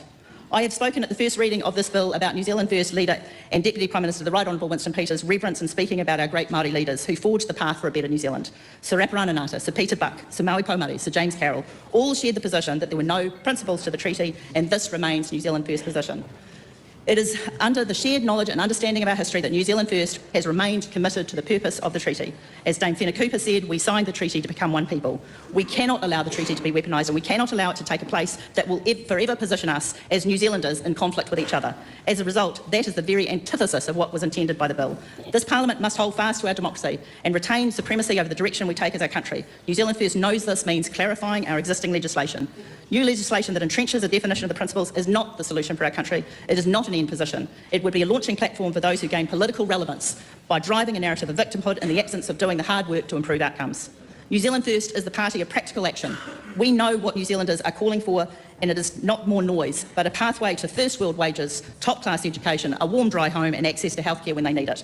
We talk much in the House about what divides us, our quantum of Māori, whether we have a vanilla lens or who is qualified to speak for who. That is what oppresses us. That is what deprives our future generations of achieving their potential. Mr. Speaker, it is time to put this bill to rest. We have work to be done and serious decisions to be made. New Zealand First is up for the challenges that are ahead. We know we need to work effectively together and how important it is that Parliament is respected. Mr. Speaker, if New Zealand First believed this bill had merit, we would have supported it. We do not. Mr. Speaker, New Zealand First does not commend this bill to the House. Now, I'd just like to bring up some interesting things that I found out about Casey Costello. Oh, yes. Please. Yes, as Jerry Brownlee interrupted, another Māori. But here's the part where things get a bit interesting. Yes. Mm-hmm. Great photo, Casey. Oh, could yes. you not? Because they have not done The it first political party Casey Costello looked at standing for was ACT. Yep. Wow. And then later on, the New Conservatives. Yep. Before switching to New Zealand First. So I thought that was quite interesting of where she has gone in her political career before she ended up landing. And can I make something very clear about Casey? She 100% supports this bill. What she didn't support was the way how David Seymour went about it. She wants a backdoor approach to getting this stuff done. She doesn't give a shit. She's more right? sneaky. She's sneaky. Yeah, she's sneaky. And, and by the way, Aparanangata, okay, they keep bringing the dude up. The man, when he wrote policy, consulted with iwi. Okay? Every iwi. Yep, X doesn't give a shit about consulting with iwi and hapu. And neither does Casey. And again, it was about working together. Māori have never said we just want to run things and that's what happens. When we talk about partnership or we wanted to embrace, and when we say we're one people, we meant you're one with us, because that's how we work collectively and collaboratively, because we include. We weren't saying, well, you come over here and teach me how to be you and I'll do what you do. That's not what we were doing. We were saying, welcome, no mai, haere mai, with love and aroha. Come live with us together and let us thrive. That's exactly what it is. And again, it's that same narrative about just stomping out one race, Yeah. It's to me, it also gives the parallel to, if we think about it, the Nazis and all that went down with Hitler, he's actually Austrian and he took control of the German people. Because that's how clever I he know. was. Yeah, he took control of the workers. Yeah. And yeah. so well, now, and it's actually ironic that when he was the Chancellor of Germany, which is the correct term here, not the Führer, which was more of the Trumpian style name, he annexed his home country, being Austria, or his place of birth. So anyone, that's the one interesting thing was, Austria was annexed into Germany in the late 1930s. And I mean, that's a fact not many people see. And I see this continuously now and fluidly through these parties, the same type of behaviour where somebody who isn't Māori trying to exterminate or lead or tell Māori what they do want and what they don't need. And you're saying that that we all need dry homes. Well, when are you going to give that? When am I going to stop seeing people sleeping in their car with their kids and their dogs? Or when are we going to sit there and stop seeing on the main street of my suburb next to the old City Mission building? Yeah, they're saying they do what New Zealanders want, but they've never delivered. Or we had one that was just went on for about a couple of months, was sleeping underneath a awning in Newtown School.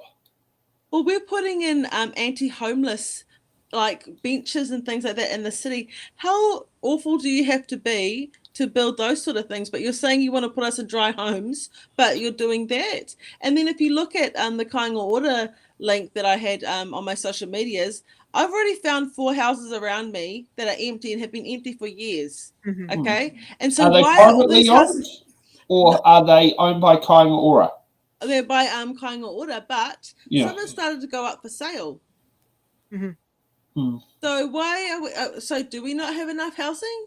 And you're saying you know what the people want, but you're still not delivering. Because to me, the definition of insanity is to relentlessly do the same thing but expect different outcomes. And so us people from Aotearoa, known as New Zealand, need to really think hard about who we're going to put forward first. And you know what? I think it's going to be a green sweep.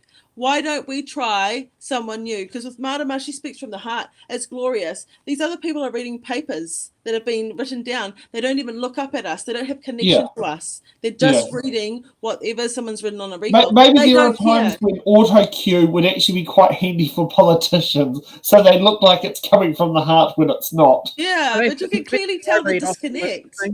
Like this the whole time. Marama's just like a songbird, with everything magical, love, aroha, wairua, direction. A rangatira by definition in Te Reo Māori is someone who serves the people, listens and serves them. And she is the epitome of that. And if you can look at these other leaderships, the leaders who aren't even there to be accountable, to listen, but they care about us, right? They care. about us. They care about making our country into a factory. They care about Yeah. completely different things than we care about. And I say we us. Okay, let's kick off with New Zealand's youngest MP. And funny enough, she has managed to serve her term longer than the other youngest MP in New Zealand history, who only served 2 years. Hannah will definitely be making a bit longer than New Zealand's first youngest MP. Oh, and I better flick it to this one. There we are. Hannah Rafiki might be close. That's a bit cool. E rangi e, whakataka te hau ki tau piri. Tangihia ngā mate, no ngā hau e whao te motu, kua hinga ngā tōtara o te waunui a tāne. Some of our greatest trees fell on this journey. From the west, te pā whakawairua o te Pāti Māori, Tariana Turia. To the east, te Māreikura o te kohanga reo, Iritana tā whiwhirangi.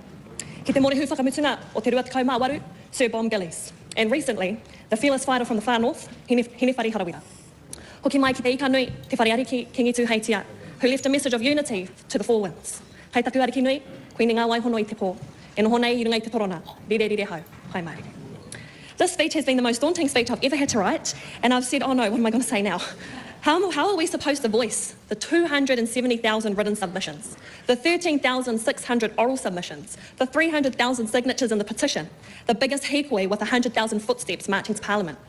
How do we piece this all together in a 5-minute speech? Here's how. We're not going to talk about the Treaty Principles Bill today. This bill was an undebatable and a non-negotiable debate, and the whole world knows our view on it.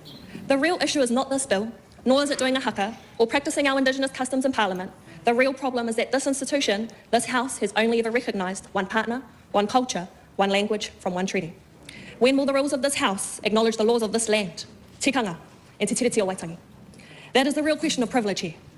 At our darkest hour, we could have chosen to fight this, but we chose to survive this. This bill hasn't been stopped. This bill has been absolutely annihilated. Mr. Speaker, Aotearoa New Zealand made it clear to our country that it does not support this bill. We are not divided, but united, with the 90% of our country submissions saying no.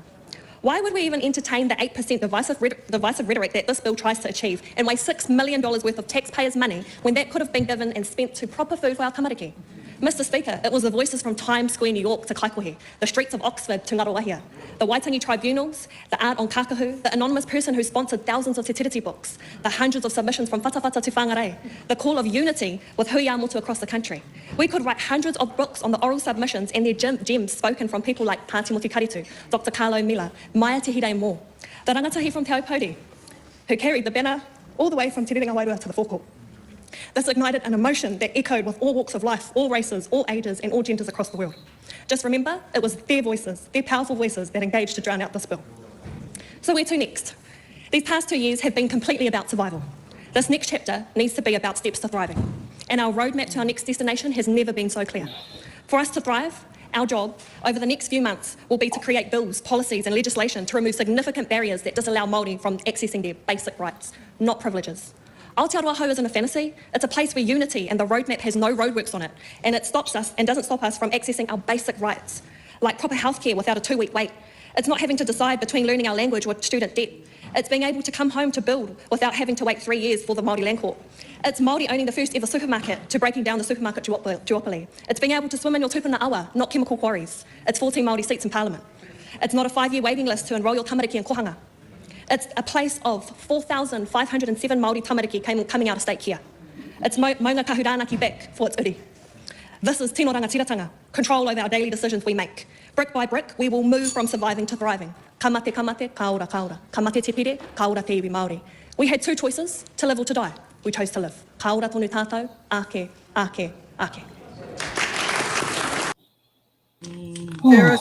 There is one other person that I really want to acknowledge, because just before you go, did Jerry Brownlee interrupt? I interrupted. Oh, thank goodness! Jerry didn't interrupt one morning. Congratulations! Congratulations, Jerry! Well done, Pucky. That was Kamati, Awakened Shadow, my brother. It's a haka. The All Blacks do it often. Aye. Yes. There's one other person that I really want to acknowledge who passed away yesterday, and she's had a big impact on my whānau, because my whānau in the Māori art illustration sphere. Her name is Robin Kahukiwa. I don't know if you're familiar with her works, Mana, but Robin was a very significant person in this movement. She was a very famous Māori illustrator. She inspired my cousin, who was known for the very viral Hana illustration of tearing the bill. She also inspired my older sister, who is a Māori illustrator, and she inspired me. But yes, she's done a lot of big paintings, stating very loud and clearly about the fact that Māori didn't cede sovereignty to the crown, and that is her legacy. And Sam, I don't know if you want to show some of her illustrations, but everyone will recognize her work. She's very famous. What's the name? Her name is Robin Kahukiwa. And she was so delightful in showing the whare tangata of mana wahine, and I guess the sacredness and the leadership and the power of whom a woman is, or anybody who identifies that way. Yes.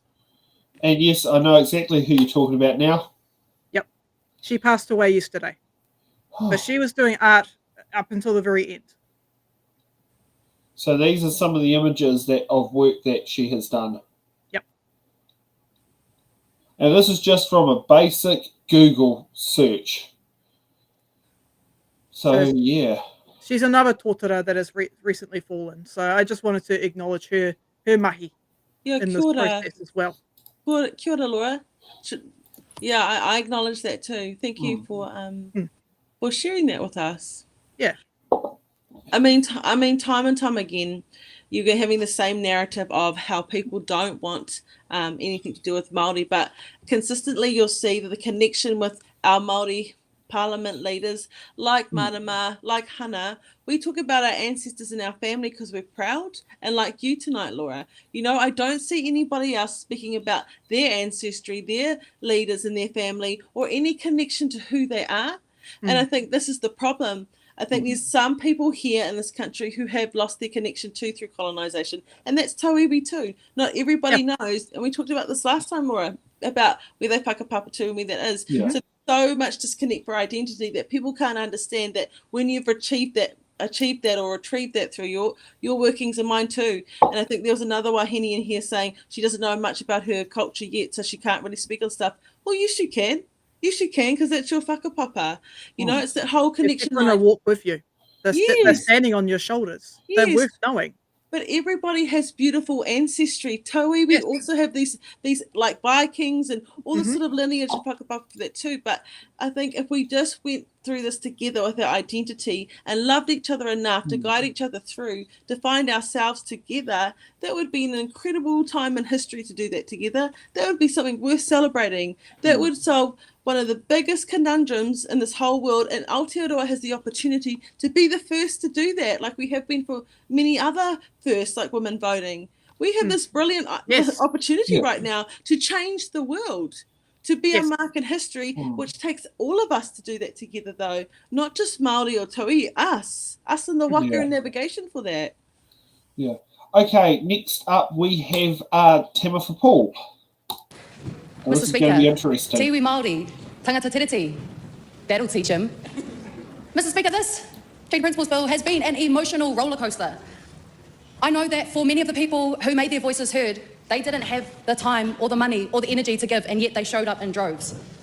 The whole process was so difficult because at every juncture in this journey, we gave them an opportunity to change their minds. We battled in select committee at every single meeting and said, okay, New Zealand First and National Party, let's get rid of the bill then if you don't support it so much. And those opportunities were turned down. It was a privilege to absorb all of the knowledge and the wisdom from all of the people that came to talk to us, from Ani Makaire to Vincent O'Malley to Honourable Crispin Layson. I felt so much shame and so much sadness in many of those submissions as we had iwi come and talk to us, some so angry they were shaking. They couldn't even articulate the trauma that this whole process has rehashed. And this was an example of Parliament sticking the knife in again and again and again. Mr. Speaker, I was fighting for my life in Select Committee. I remember very tense conversations, even amongst opposition parties, because there is more than one way to skin a cat, and there are more than one ways to kill a bill. And we all had different ideas, but we all knew that this needed to go in the bin. So I want to acknowledge Duncan, Tracy, Ginny, Takuta, for all of the mahi that we did, representing the kotahitanga that our people want to see, that they deserve, and behind closed doors. Hard, methodical, genuine mahi behind closed doors as well. And as satisfying as it would be to say a massive shame, I will leave it with a whakatauki that one of my tupuna said from Ngāti Awa, Te Tainga o Te Rā. Waiho mā te whakamā e patu. Let shame be their punishment. I want to give a special mihi to all of my colleagues who have put in the mahi. We collected 13,000 signatures. We collected 640 postcards. We went into schools. We went into touch tournaments. We went to community hui. We also went into the club and collected submissions. I also want to acknowledge my friend and colleague, Steve Abel, for being my tag team partner in all of the submissions.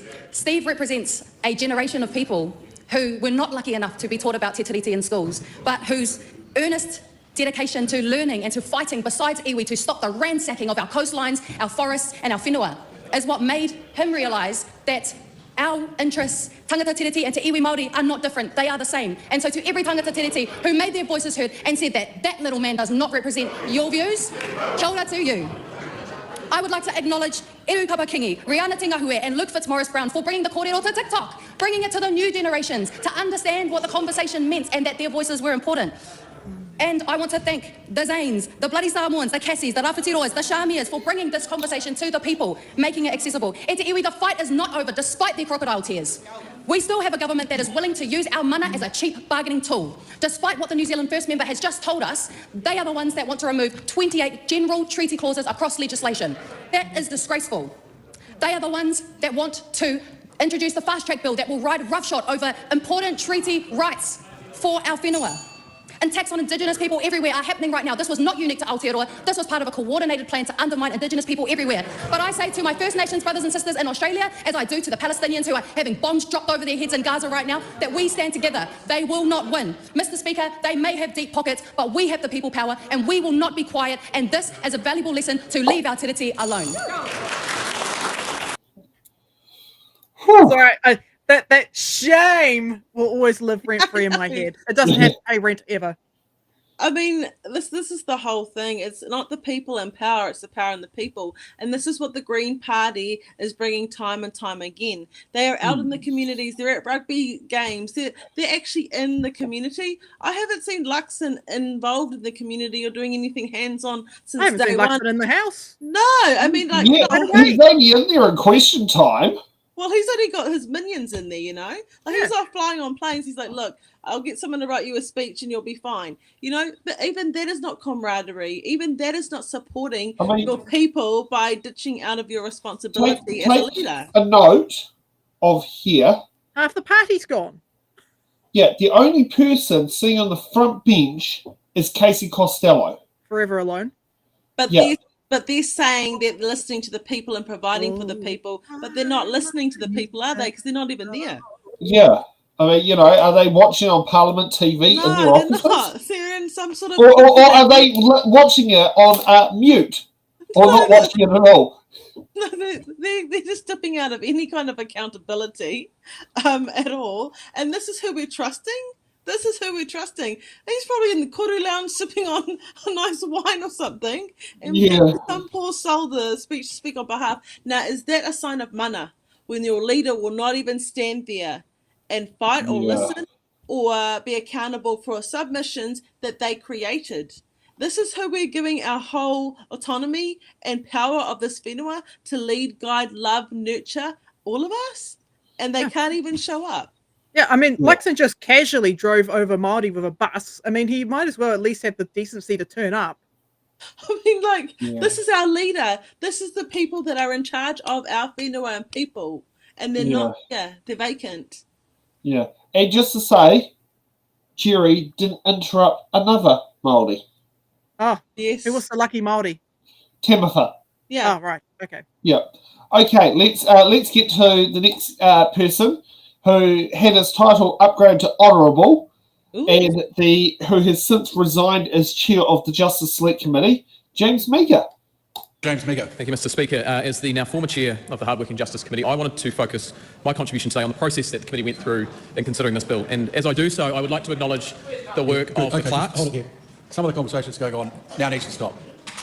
I'd like to acknowledge the work of the clerks and the Select Committee Services team on this bill. It was an interesting test case juggling 3 different clerks throughout this process and the number of staff that we had helping us, but at all points they were upfront, they were clear in their work, and they provided consistent advice, sometimes in the face of quite significant, severe personal reflections from members of the committee. So I want to acknowledge the work of the clerks and the team on this bill. Can I also, in doing so, acknowledge the work of the committee and MPs on the committee who generally worked collegially and collectively in this work. And it's helpful, I think, to point to Appendix B in the Select Committee report for the record of decisions made by the committee. And I think the public should look at that appendix and it should analyse it for the consistency and the amount of unanimity that actually existed in the committee. Most of the decisions in the committee, if not all of them, bar a few, were made unanimously on things like the length of submissions, the number of hours of submissions we would hear, how to treat form and template submissions, how we would set criteria for what submissions would be heard. They were all decisions that were agreed to unanimously by the committee, and it showed the collegiality and what can happen when members of the committee work together well. Mr. Speaker, I did want to provide the public some reassurances after the past few weeks and some of the information that's been going around there. I want to reassure the public that every submission that has been made to the committee has been read by someone. It has been read by an official in the ministry, and the themes from those submissions integrated into the departmental report. And I would encourage anyone out there who is interested in this process to read the departmental report. It is rich in information, it is rich in content, and it reflects the incredibly hard work done by the ministry officials in reading over 300,000 submissions and synthesising them into that document. Mr. Speaker, every submission that has been made to the committee has been available to all members of Parliament, not just those on the committee, at all times. I wanted to clear that up. There has been some misinformation out there that members have not had access to those submissions. Again, if you go through the record, you can see that we agreed to the process of accessing submissions from the clerk's team. All members agreed to that, and it is very disappointing to see suggestions that suggest to the otherwise out there. Mr. Speaker, every submission that has been made to the committee that meets the criteria set by the committee will be published and tabled and released publicly for everybody to see, so they can see for themselves the content of those 300,000 submissions. Mr. Speaker, again, the committee has reported the bill back because there is no further work to do. There were some suggestions that this has been outrageously rushed back into the House. But following the end of 80 hours of submissions, over 529 people making oral submissions, at the end, all of the work programme has been completed. The members all agreed unanimously that no changes to the bill needed to be made. They all agreed that the Parliamentary Council Office did not need to draft a revision track version. They all agreed that the report back would come soon. They all had 3 chances to consider the draft Select Committee report, and at the end, every single member on that committee voted for it to be reported back to the House. So that needs to be placed on the record for the reassurances of the public. Mr. Speaker, there is a lot to go through when it comes to considering what we went through on this bill. I wanted to touch on a few things, a few lessons maybe learnt by the Parliament if this was to ever happen again. In early January, the Select Committee was called back somewhat early from some people's holidays to deal with the issue of the parliamentary website crashing. Now, I want to provide some reassurances to the public that at no time has there been any suggestions of foreign interference or scurrilous behaviour in that process. It is simply a matter of what we all did throughout our careers and throughout university and school of leaving it to the last minute and the website not being able to handle the volume that came through on the very last day. That is it. No conspiracies, no interference. That's what happened. Mr. Speaker, I think we learned a lesson there in terms of setting the time for responding to submissions. Generally, submissions are set to be due by 11:59 p.m. at night. That, of course, meant that any issues with the process were unable to be answered by the Select Committee team and by the parliamentary team. So moving forward, I think on bills of significance, we should consider setting those deadlines to be the middle of the day so that people have a chance to deal with any of those issues. Mr. Speaker, questions remain throughout the public about how easy or how hard it was to make a submission. And there were complaints sent through to my email and to our office about the fact that it is a very straightforward process to make a submission. And I think there are questions to the House about whether or not there are restrictions put in place. I actually think it's a good thing that it is as simple as possible for the public to make submissions to the Select Committee. All you need to do is go to the Parliament website, enter your submission, and it is done. Alternatively, write it in and write it in hard copy. There are questions around whether or not you need to provide ID, whether or not you can do them on behalf of other people. And I will put a thought out there in terms of if you are wanting to make a submission to the Parliament as an individual, as an organisation, do that on your own steam. Do not rely on third-party organisations or third-party activists or political parties who go out there and want to collect your data and harvest your data and purport to provide your submission on your behalf. If you want to make a submission to this Parliament, use the process that is made available. It is easy, it is straightforward, it makes the clerk's job incredibly straightforward and easy, and it means we do not run into issues of people having their submissions counted or not counted in terms of them being form submissions. And Mr. Speaker, I wanted to touch on the purpose of the Select Committee process, because members today and throughout the process have talked about the numbers and talked about it being a record-breaking achievement. The purpose of the Select Committee process is not a poll, it is not a petition, it is not a referendum, it is not a platform for advocacy. It is a process to allow legislators in this House the opportunity to scrutinise legislation, to offer improvements and to make amendments. That is what it is for. It is not an advocacy platform. It is not a performance piece. And members across the hall can laugh all they want. But if you are a parliamentarian and you are committed to the process of scrutinising legislation put forward by the executive, by the government, you will take that process seriously. It is not a popularity contest. It is not a numbers game. And comments like it is record-breaking are very unhelpful to that process. Mr. Speaker, in the time remaining available, I want to clarify some remaining pieces of misinformation that may be sitting out there in the public. And this is primarily a message for parliamentarians and how they conduct themselves within Select Committees. Partial disclosure of incomplete information which is designed for political gain and results in confusion and anger in the public is deeply unhelpful for our democratic process. We have had to spend a significant amount of time and resource, including in the clerk's office, to deal with that misinformation being spread by members of Parliament deliberately for political purposes. So let me state once and for all, for the record, the appendix in the Select Committee report outlines every decision made by the Select Committee up until the deliberation phase. And there is only one side which has been consistent in our desire to ensure that people have had their say and their voices are heard throughout the entire process. And Tamitha Paul is correct. They did try at every opportunity to stop people people from having their say. We voted the bill through to Select Committee as per the coalition agreement. We did not oppose the open discussion. We called for public submissions and allowed the public to have their say. The opposition voted for the bill to be reported back on the same day it was introduced to the Select Committee. We were the ones that called for oral submissions to be held. The opposition called for only written submissions and to prevent every single oral submission from being held. That is part of the record. We were the ones that instructed the Ministry to prepare a departmental report. The opposition voted for no departmental report to be written, therefore no analysis of submissions and no opportunity for members of the public to have their submissions read and synthesised into the report. We were the ones that invited the Minister in charge of the bill to present and make his case to the Select Committee. The opposition opposed that opportunity. And finally, I need to make it clear that the committee unanimously wrote to the Business Committee to seek the agreement to make sure that every single submission was counted while the outstanding ones were processed for consistency with the standing orders, and it is the opposition which opposed that process. Mr Speaker, I have tried my best to set the record straight on some of those issues and to provide some reassurances for the public out there. But I do finish my contribution by extending my gratitude to the hundreds of people who did take the time to present to us in person in Select Committee and who did so with grace, with a sense of measure and with composure, and with a level of respect and manners that I don't think that was always afforded to them by members of our committee. And that is a great shame. And for those individuals who were treated disrespectfully by members of Parliament when they gave their submission, I want to apologise to them. I want to thank all of those who sent kind words to the committee for the hard work undertaken in terms of considering this bill, whether or not they supported it or not. I'm glad that we are bringing this piece of legislation to a conclusion this afternoon. I'm glad that we can look forward to the task of rebuilding our economy and building a brighter, more prosperous future for all New Zealanders. Mr Speaker, the members opposite may laugh, but that is what we are focused on here. In saying that, we do not support this bill passing, and I'll conclude my contribution by saying we do not commend this bill to the House. Okay, so that was just, I don't know, 10 minutes of him complaining about the committee. Well, process. he did make one attack at Hobson's Police with their template, submissions. And I mean, and the ACT Party's template submissions, which ironically, the two highest templates submissions were for the bill.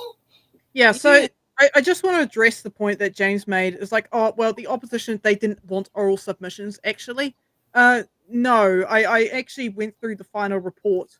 And I put it in the link so everyone, put it in the chat so everyone can read it. But there were over 20 issues that were brought up by the Greens, Labour, and Te Pāti Māori about the submission process. It's like, oh, do we want really racist submissions where I don't know where and you know I'm going to get clip chipped and people are going to freak out? But do we really want submissions that contain the word? Yeah. I'm cancelled now. I cancelled myself. But there we go. You know, it's things like that. That's the reason why Duncan Webb was like, you know, maybe we ought to, you know, go through these issues first before we accept oral submissions. Yeah, and actually find out, like, because some of them were absolute idiots. I will be honest, as we did marathons, as we went along, they became more and more pleasant. And I'd probably say the latest submissions were actually probably a lot more thoroughly scrutinised, or they were a lot more educated. Mm-hmm. But the earlier submissions, there were so many ignorant ones there. And, I mean, Dakota upset some of them. No surprises there. I mean, he would have upset them anyway. Yeah. But, yeah. I think, and when you're listening to him, he's basically saying calm down. Like, he's basically saying that he liked the people who were saying yes please and nodding up and down master and people who had grace and poise. So you're saying that you don't like people to have passion or people to be upset that you're doing something to them. You like them to calm down and be upset quietly. Is that what you like? So, yeah, to me, again, really narcissistic kind of traits, but he's to be honest, he's one of the better Select Committee chairs that's in this current Parliament. Oh, yeah. From what I saw, he did a good job. It's a shame he wasn't eager to go the distance, but, you know, sometimes James Meagher is not always eager. Well, but put it this way, he's a hell of a lot better Select Committee chair than Sam Uffendale. Oh, Bedleg, yeah. He's a lot better than Bedleg. Yeah. But again, the accessibility... That is just a number one rule for that. And this year we've seen attacks on disability as people as liability in the country. We've seen with the LGBT community, nobody stomping down on the church for doing what they were doing, but we're taking patch members' vests and stuff, but not these people who are intentionally harassing, assaulting and abusing people in the LGBT community. And we're also going for Māori. I mean, these are all the groups that they've been actually actively attacking this whole year, and nothing's been done. And look, James was right to bring up, hey, the people that are opposite to me didn't want to go through with oral submissions. He that is a problem. I for one, I think the oral submission process was very, very important, and it's not because we make a shit ton of content out of it. It's because it's actually important for democracy. So I actually do agree with that. But you can't have people running in saying all sorts of slurs and swear words and stupid shit live. Yeah. But that's natural human being behaviour, though. It's not natural to look at a refill and look down at your paper the whole time and not even speak to people. It's not natural not to be out in the community at rugby games like the Greens Party has been, and Te Pāti Māori as well. It's not natural for the leader of this country and the other second one in charge not to be there for this reading in Parliament. These are not natural things. I mean, it was purposely put on a Thursday. I can tell you that. It was purposely put on a Thursday. Yeah. Okay, let's get to Willie Jackson. All right, here we go. That is the last outburst that member is to contribute to the House.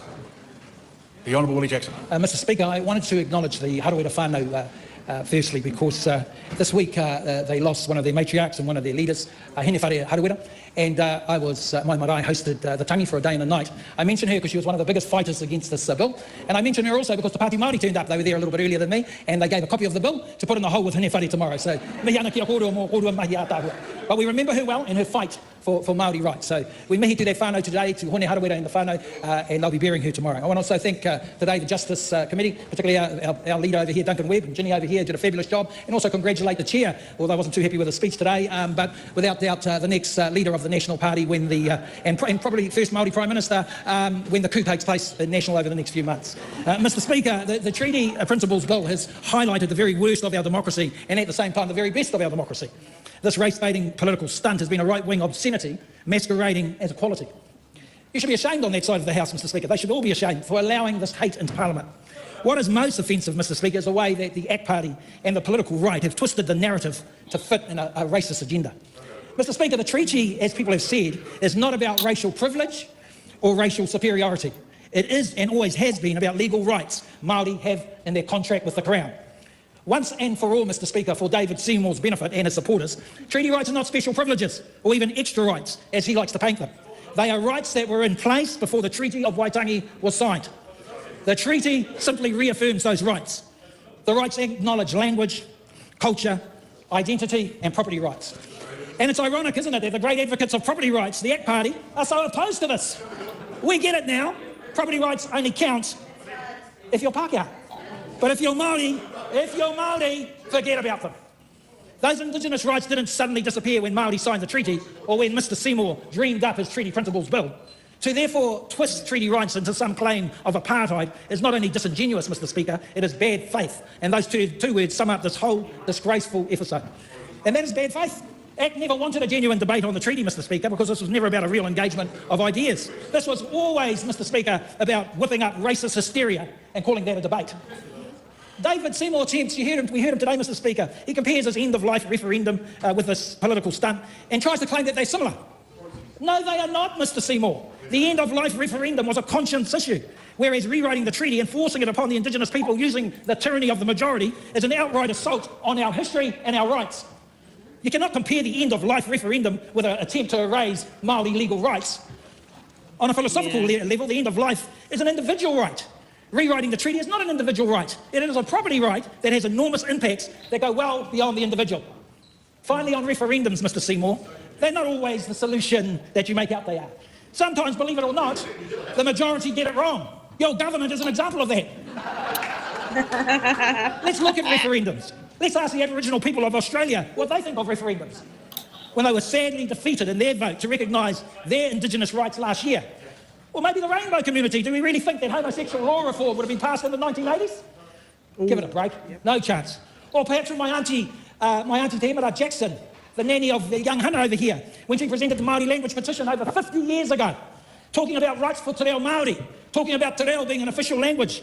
Do you think the public would have supported that? Do you think her and Ngāta Matua and all our Māori language advocates would have been successful if this was a subject of a referendum? Not at all.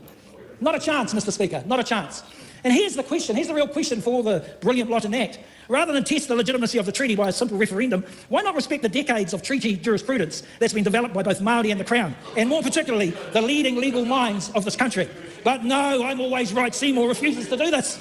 It's an absolute disgrace, Mr. Speaker, how he refuses to accept the words of our greatest legal minds, politicians, academics, and of course Māori. Very similar, Mr. Speaker, I might add, of people who believe that the world is still flat and not round. What? And that sums up him and his nutjob supporters. While ACT and their band of appalling supporters are the very worst of our democracy, the way people have responded in rejecting this is our democracy at our best. 90% of the over 300,000 spoke against this lie. Over 100,000 around the country, 100,000 marching to call the stunt out for what it was. The massive cross-section of civil society, our young people, our Pacifica whānau, our Pākehā allies, tangata treaty, the disabled community, the rainbow community, unions, churches and academics, all combined as one to cry out that the treaty is our shared identity. You just cut out the conversation, Danny. The treaty is our hope and is our shared unique feature that defines us. Mr. Speaker, there are vastly more of us who see the treaty as a positive rather than a weapon to divide us.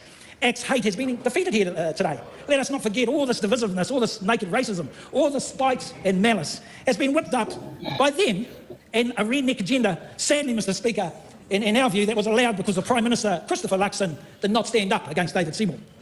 But wait a minute, he didn't even have to stand up. He didn't even have to stand up. As we found out, this wasn't even a bottom line in negotiations. So much for the great negotiator, Christopher Luxon. It defies belief, Mr. Speaker, that we're talking about the treaty principles today, given that we now know the full story behind the coalition negotiations. Shame on the Prime Minister, Mr. Speaker. Our nation required leadership on race issues, but the Prime Minister, Christopher Luxon, wanted to be the Prime Minister at all costs, blinded to ACT's demands, well, they weren't even demands in the end, and instead of resisting them, he caved into them. And where is the Prime Minister now, Mr. Speaker? That's the question. Let it be known, Mr. Speaker, that history is watching this day, and the people will not forget who turned up and who did it, and who led and who did it. Our leader turned up. What a fabulous kōrero from him today. It was fabulous. His kōrero about coming together and celebrating our differences is resonating with our communities. And his acknowledgement that Māori did not concede tino rangatira or sovereignty is the first time that any leader of a mainstream party has admitted that in Aotearoa. Why? Because he knows 80,000 Māori are not going to give up rangatira their whole lives to 2,000 settlers. So well done to our leader who shows courage, which is sadly lacking with the government at the moment. Mr. Speaker, I said in the first reading that David Seymour was talking falsehoods, ignorance and nonsense. And I've had time to reflect on my speech, Mr. Speaker, and it may come as a surprise, but my views haven't changed with Mr. Seymour. But I want to again say how proud I was of the Select Committee.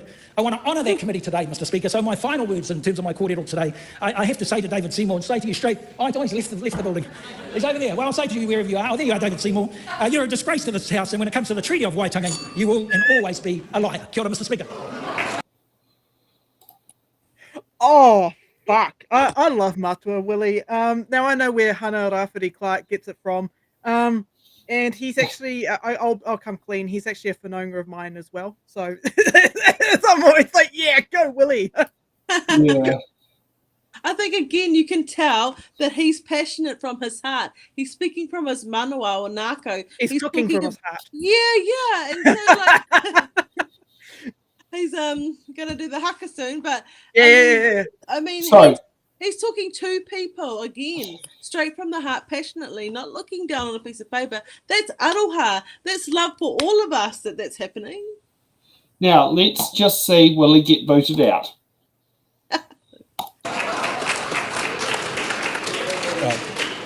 Member will withdraw and apologise for that statement. Mr Jackson, you need to withdraw and apologise for making that statement. Well, Mr. Speaker, if I was to withdraw and apologise, it would be an insult to 270,000 Select Committee submitters who all think that Mr. Seymour was a liar also. That is your opinion. Leave the House. Leave the House. Oh, my gosh. Yep. Because you can't call here in the House a liar.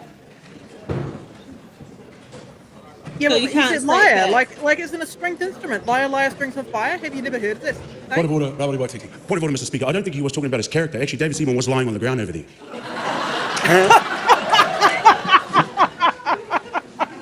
Rema Nakari. And we'll go back into... So, I didn't see that. I'm glad I just saw that for the first time. yeah. Oh, man. Yes, that's a very good reply, Rawiri. Absolutely love it. He's lying on the ground.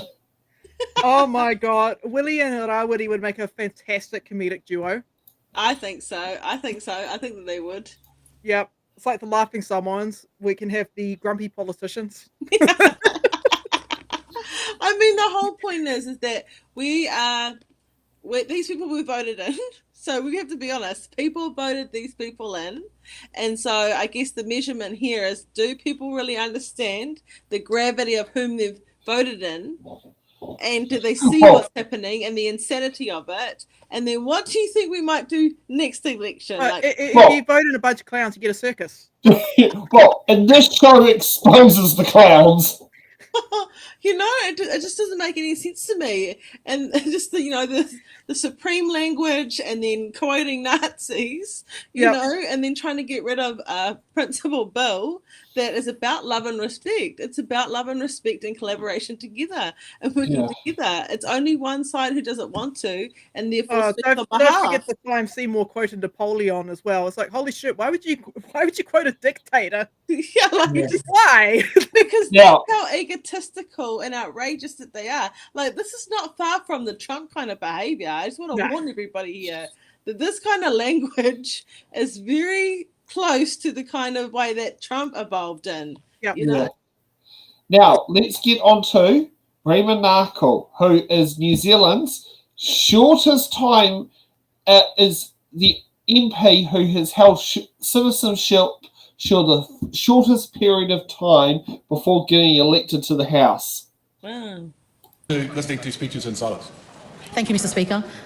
Ahi ahi Māori to everyone who has tuned in, and haere mai to all gathered in our parliamentary whare, particularly my Quasi niece, Ripura, who has travelled all the way from South Auckland to witness this kaupapa. Welcome, Habibti. Mr. Speaker, I rise to convey my whakaaro on the principles of the Treaty of Waitangi Bill in its second reading. I believe I've exercised my duty on the Justice Select Committee as a member as best I could, and I want to thank the former chair, the Honourable James Mega, who sits beside me, and my colleagues across the committee for the work and for the passion that they put into this kaupapa. It was often very testing and quite emotionally taxing, Mr. Speaker, but I felt privileged throughout the process to see firsthand New Zealand dialogue and history unfolding. I often share my National Party views, values, Mr. Speaker, where appropriate. And here, if I may, I would like to share one of our values that's been around for a long time: equal citizenship and equal opportunity for all New Zealanders. And so the challenges of the treaty, Mr. Speaker, are complex. They're complex, and as I've said, they're challenging. And for over 185 years, we have grappled with these challenges together. And together, we will continue to do so. This model has served New Zealand relatively well, and I truly believe that we are more open-minded and a tolerant country because of our treaty discussions. As we've heard earlier and throughout this whole conversation, the National Party strongly asserts that a referendum on the treaty would be a simplistic approach to a very extremely complex and challenging issue. And so today, we are voting to ensure it will go no further. And I say this respectfully to our coalition partners, but this is our strong view. Mr. Speaker, as I look around the gallery, I see it filled with beautiful faces, many of which I'm in the blessed position to know. Friends sitting above from both sides of today's kōrero. Friends whom I have sat down with in my home as we've shared Lebanese kai that I've cooked and discussed these challenging and complex issues that our country faces. We've disagreed and we've agreed and we've disagreed again, but all from a place of honesty because we are in this together. And that is what I hope that we can take from today, Mr. Speaker. I hope that we will continue approaching our relations in a measured, case-by-case basis, because that's what our profound history deserves. Let's underpin our conversations not with a desire for political points, but rather with honest intentions for our collective future. Mā tātou going forward. Active, courageous and valiant, I do not commend this bill to the House. Yeah, I mean, I like Lebanese food too. That's as far as you go on the opinion I on think it's that. delicious, but the situation is not complex. Luxon made a bad deal and he got caught with his pants down, and now you're trying to clean up the mess. That's what's happened here. Does anyone think that he looks like Lex Luthor? Yeah, he kind of looks like the Fat Controller as well. Like, I don't like to pick on people physically, but I can't get it out of my mind. Once I've seen it, I can't unsee it. What happens when you order Lex Luthor from Deliveroo? You get Christopher Luxon. Yeah, you know, well, he wasn't there, was he? No. I mean, we can show this shot of the house here. Where is he? He's gone. I mean, Daisy's even left the front row. The only person in the front row is Erica Stanford. He's off fighting Temu Superman, I guess. We should I don't know. You know those Where's Wally books? We should have those for Where's National or Where's Where's National? Where's National? Like Spot the National. Okay, we'll get to our last speech, otherwise we're going to run out of time. Kushla, was it Tangaere Manuel? Yep. That's my cousin, by the way. Nice. Sorry, what did you say? That's my cousin. I'm a Tangaere. Nice. And funny enough, she's Laura's local MP. She is. There we go. Well, that's the importance of a nangatanga, see? Are you there you go, yep. Yeah. Okay, let's, Tira ko taku mihi tuatahi ki te wāhingaro, rātou ka wehi atu. Kāre au e tū I roto I toku kotahi. Nā kei te mihi atu au kia koutou kua tai a kanohi mai ki te whakatinana I ngā wawata o te tini me te mano. Kia takataka hi tēnei pere, kore takera wātu, ki raro. Mr. Speaker, hearing speeches of vindication from that side of the House are very hard to swallow because it has been this national-led government that has allowed this ugly monster to rear its head in the light of day. The individual whose name this bill is in and his party have suggested the treaty gives Māori different rights and privileges. And by God, do I stand here privileged. I am the privileged product of people, generations, who persevered in the face of breaches of Te Tiriti o Waitangi. I am privileged to live on my whenua. I am privileged to speak taku reo Māori, te reo o ku tipuna. Rights and privileges denied to too many Māori. Rights and privileges that through the perseverance we have managed to maintain that this bill sought to undermine and failed. Aotearoa and indeed iwi take from around the world stood united against this backward-looking divisive bill. And let's not forget resource wasting. He mau mai mone. 300,000 of you presented your opposition to this bill. And behind you was a nation united. The Aotearoa New Zealand we believe in, organised and marched. Some of you Aotearoa simply changed your worldview, adding momentum to this kaupapa. Mana Māori was never threatened by this bill. Kāre taia te kāwanatanga te karo I tō mātou mana tuku iho. And throughout this ordeal, people across Ikaroa Rāwhiti and indeed Aotearoa have held fast to your vision for our future. And you're ready to get back to business. Back to the business of ensuring an Aotearoa where our tamariki mokopuna thrive in our ao Māori me te ao whānui. An Aotearoa where our whenua is nurtured and developed. Whānau have a roof over their heads, our hauora is a priority, and an Aotearoa where you can earn a good living. Back to the business of expanding the thriving Māori economy, and we're all about it. To get back to that business e huama, you need a government that enables your moimoia, and that ain't it. I said in the first reading of this kore take bill, we do not need to change the treaty. We need to change this government. Toi tu te tiriti, part 1, tick. Let's get on with part 2. They asked for the election to be a referendum. Let's deliver. Me rehi tatea, me pōti tea, kia panaia tēnei kāwanatanga ngā pāti katoa o tēnei kāwanatanga ki waho o tēnei whare. Mr. Speaker, I stand once more with pride and privilege to condemn this bill, and I repeat, this government must not be vindicated. It is this government that allowed this bill to cause the divisive conversations throughout Aotearoa. E te māngai o te whare, kei te tū anō awau, me tatu pāti, me tēnei taha o te whare, ki te whakahe, rawatu, I tēnei pere, takahi mana, hoki whakamuru, hoi anō rā Aotearoa whānui, tēnā rawatu, tātou katoa. That was a good speech from your cousin. Yeah. I mean, and this is somebody who's been active in communities her whole life as well, you know. Mm-hmm. And what she's saying is right. The initiative is mean-spirited and it's toxic. Yep. That's exactly what it is. They started to spread a disease through all of us and in the whenua, you know, and it's affecting all of us. If you can't tell me that not one person has suffered in this new leadership, you know what I mean? All demographics of peoples, you know, especially our I won't say vulnerable because I'm disabled myself and I belong to the disability community, but you know they've had some hard impacts just to their well-being of just necessities for health and to support and just to live or be part of the community, and that wasn't by chance. You know, National has really targeted any kind of person they think can't make them $1 billion. Yeah. Okay, let's get to the fun part. Let's watch the vote. Will vote against it. The question is that the motion be agreed to. Those without opinion will say aye. Aye. The contrary, no. The noes have it. The noes have it. The party vote is called forth. Clerk will conduct the party vote. New Zealand National. 49 votes opposed. New Zealand Labour. 34 votes opposed. Green Party Aotearoa New Zealand. Te kau marima ngā pōti e kau. Hatch New Zealand. 11 votes in favour. New Zealand First. 8 votes opposed. Te Pāti Māori.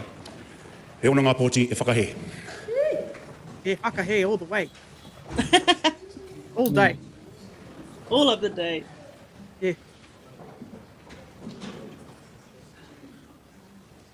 Drum roll, please. Thank you. Before I announce the vote, following this announcement, Waitangi has been agreed to. The ayes are 11, the noes are 112, the motion is lost.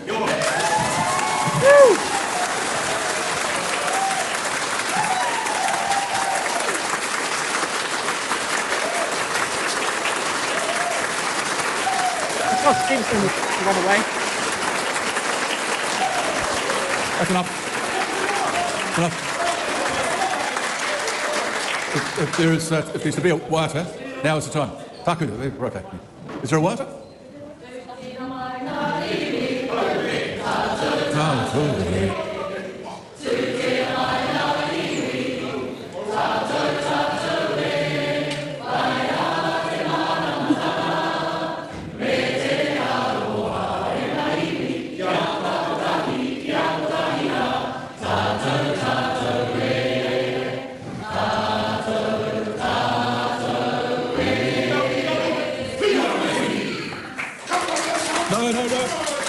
No, fella, wait, excuse me.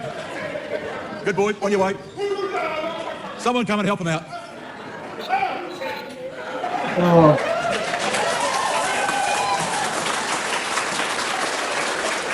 I just want to say to the whole gallery who's applauding, that sort of outburst does not help us move forward in the tikanga of this House. Most unhelpful. I call on government order today number 2. The tikanga of this House? Medicines Amendment Bill interrupted debate on first reading. Okay. That was really emotional to me because you know what? For the first time, I think, in a long time, people are being listened to. You know, like people are actually being listened to. Everyday people, all of us are being listened to, and things are being actioned by it. And I think this is the first time I've ever really witnessed that.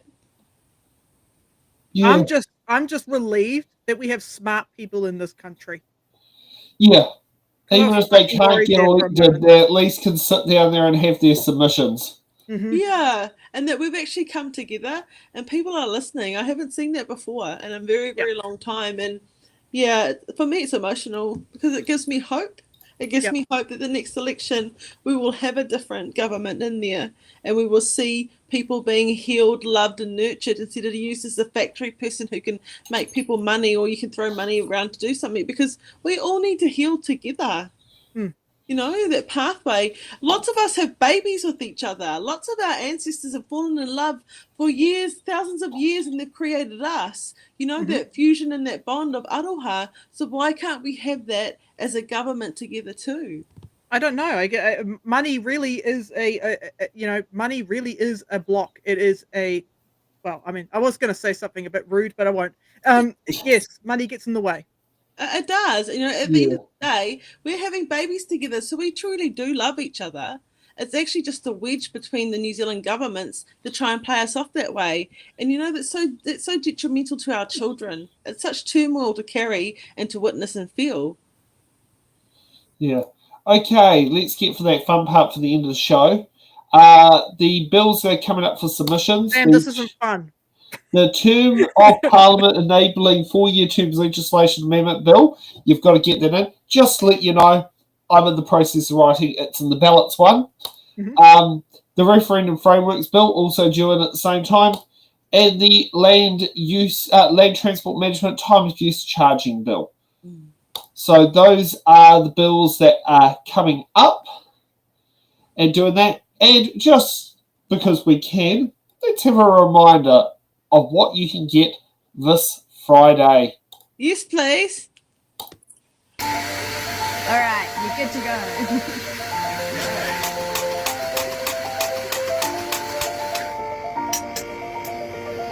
I really, really want one. You can come down to Wellington for it. It's so unfair.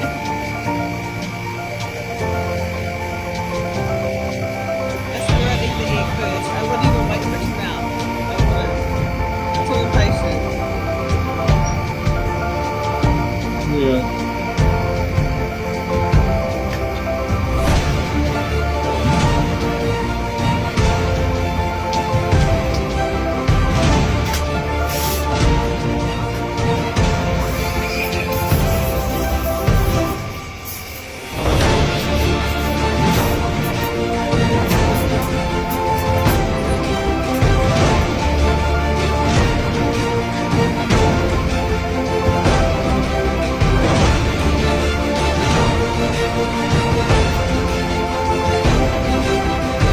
Pasta. Look at all that time and effort just for you to have that beautiful Easter latte.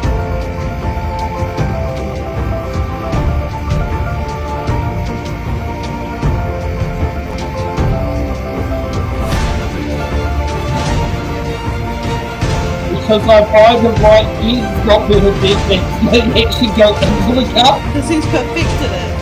Yeah. I would just eat the egg before it melted.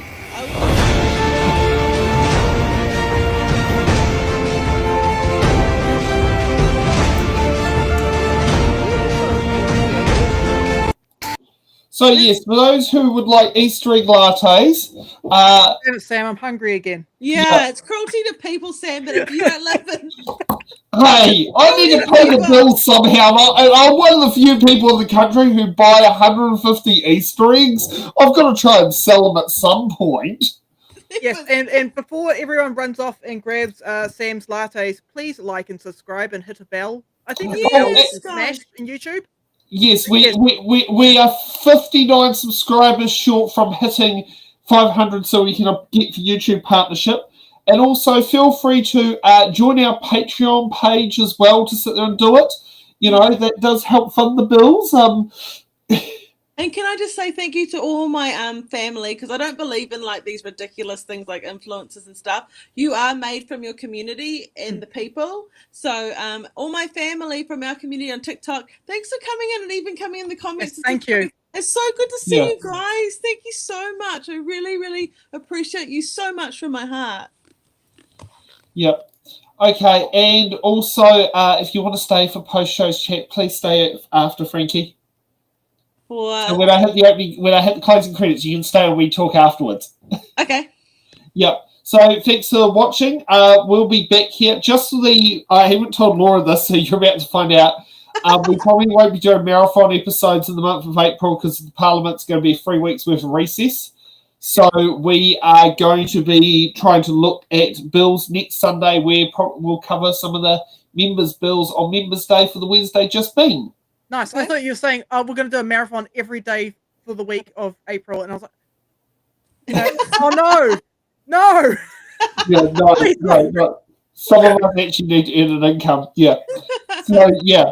So thanks for watching, and we'll see you guys all next Sunday. Yes, it is a weirdly shaped public holiday, but we'll be here, and we won't stop producing our great content. Let the truth come out. It's time for the truth and it to be shared. Thank you for watching The Order Paper, your express ticket to the New Zealand House of Representatives. Every episode, we unravel the complex world of legislation, debate, and democracy. From bills to select committees, we've got it all covered. From our team of political commentators who will dissect and explain what's happened so you can remain up to date on what's happened in the Aotearoa, New Zealand Parliament. To support our channel, you can become a Patreon member at patreon.com/It's in the Ballot. The Order Paper podcast is brought to you by It's in the Ballot Productions. Live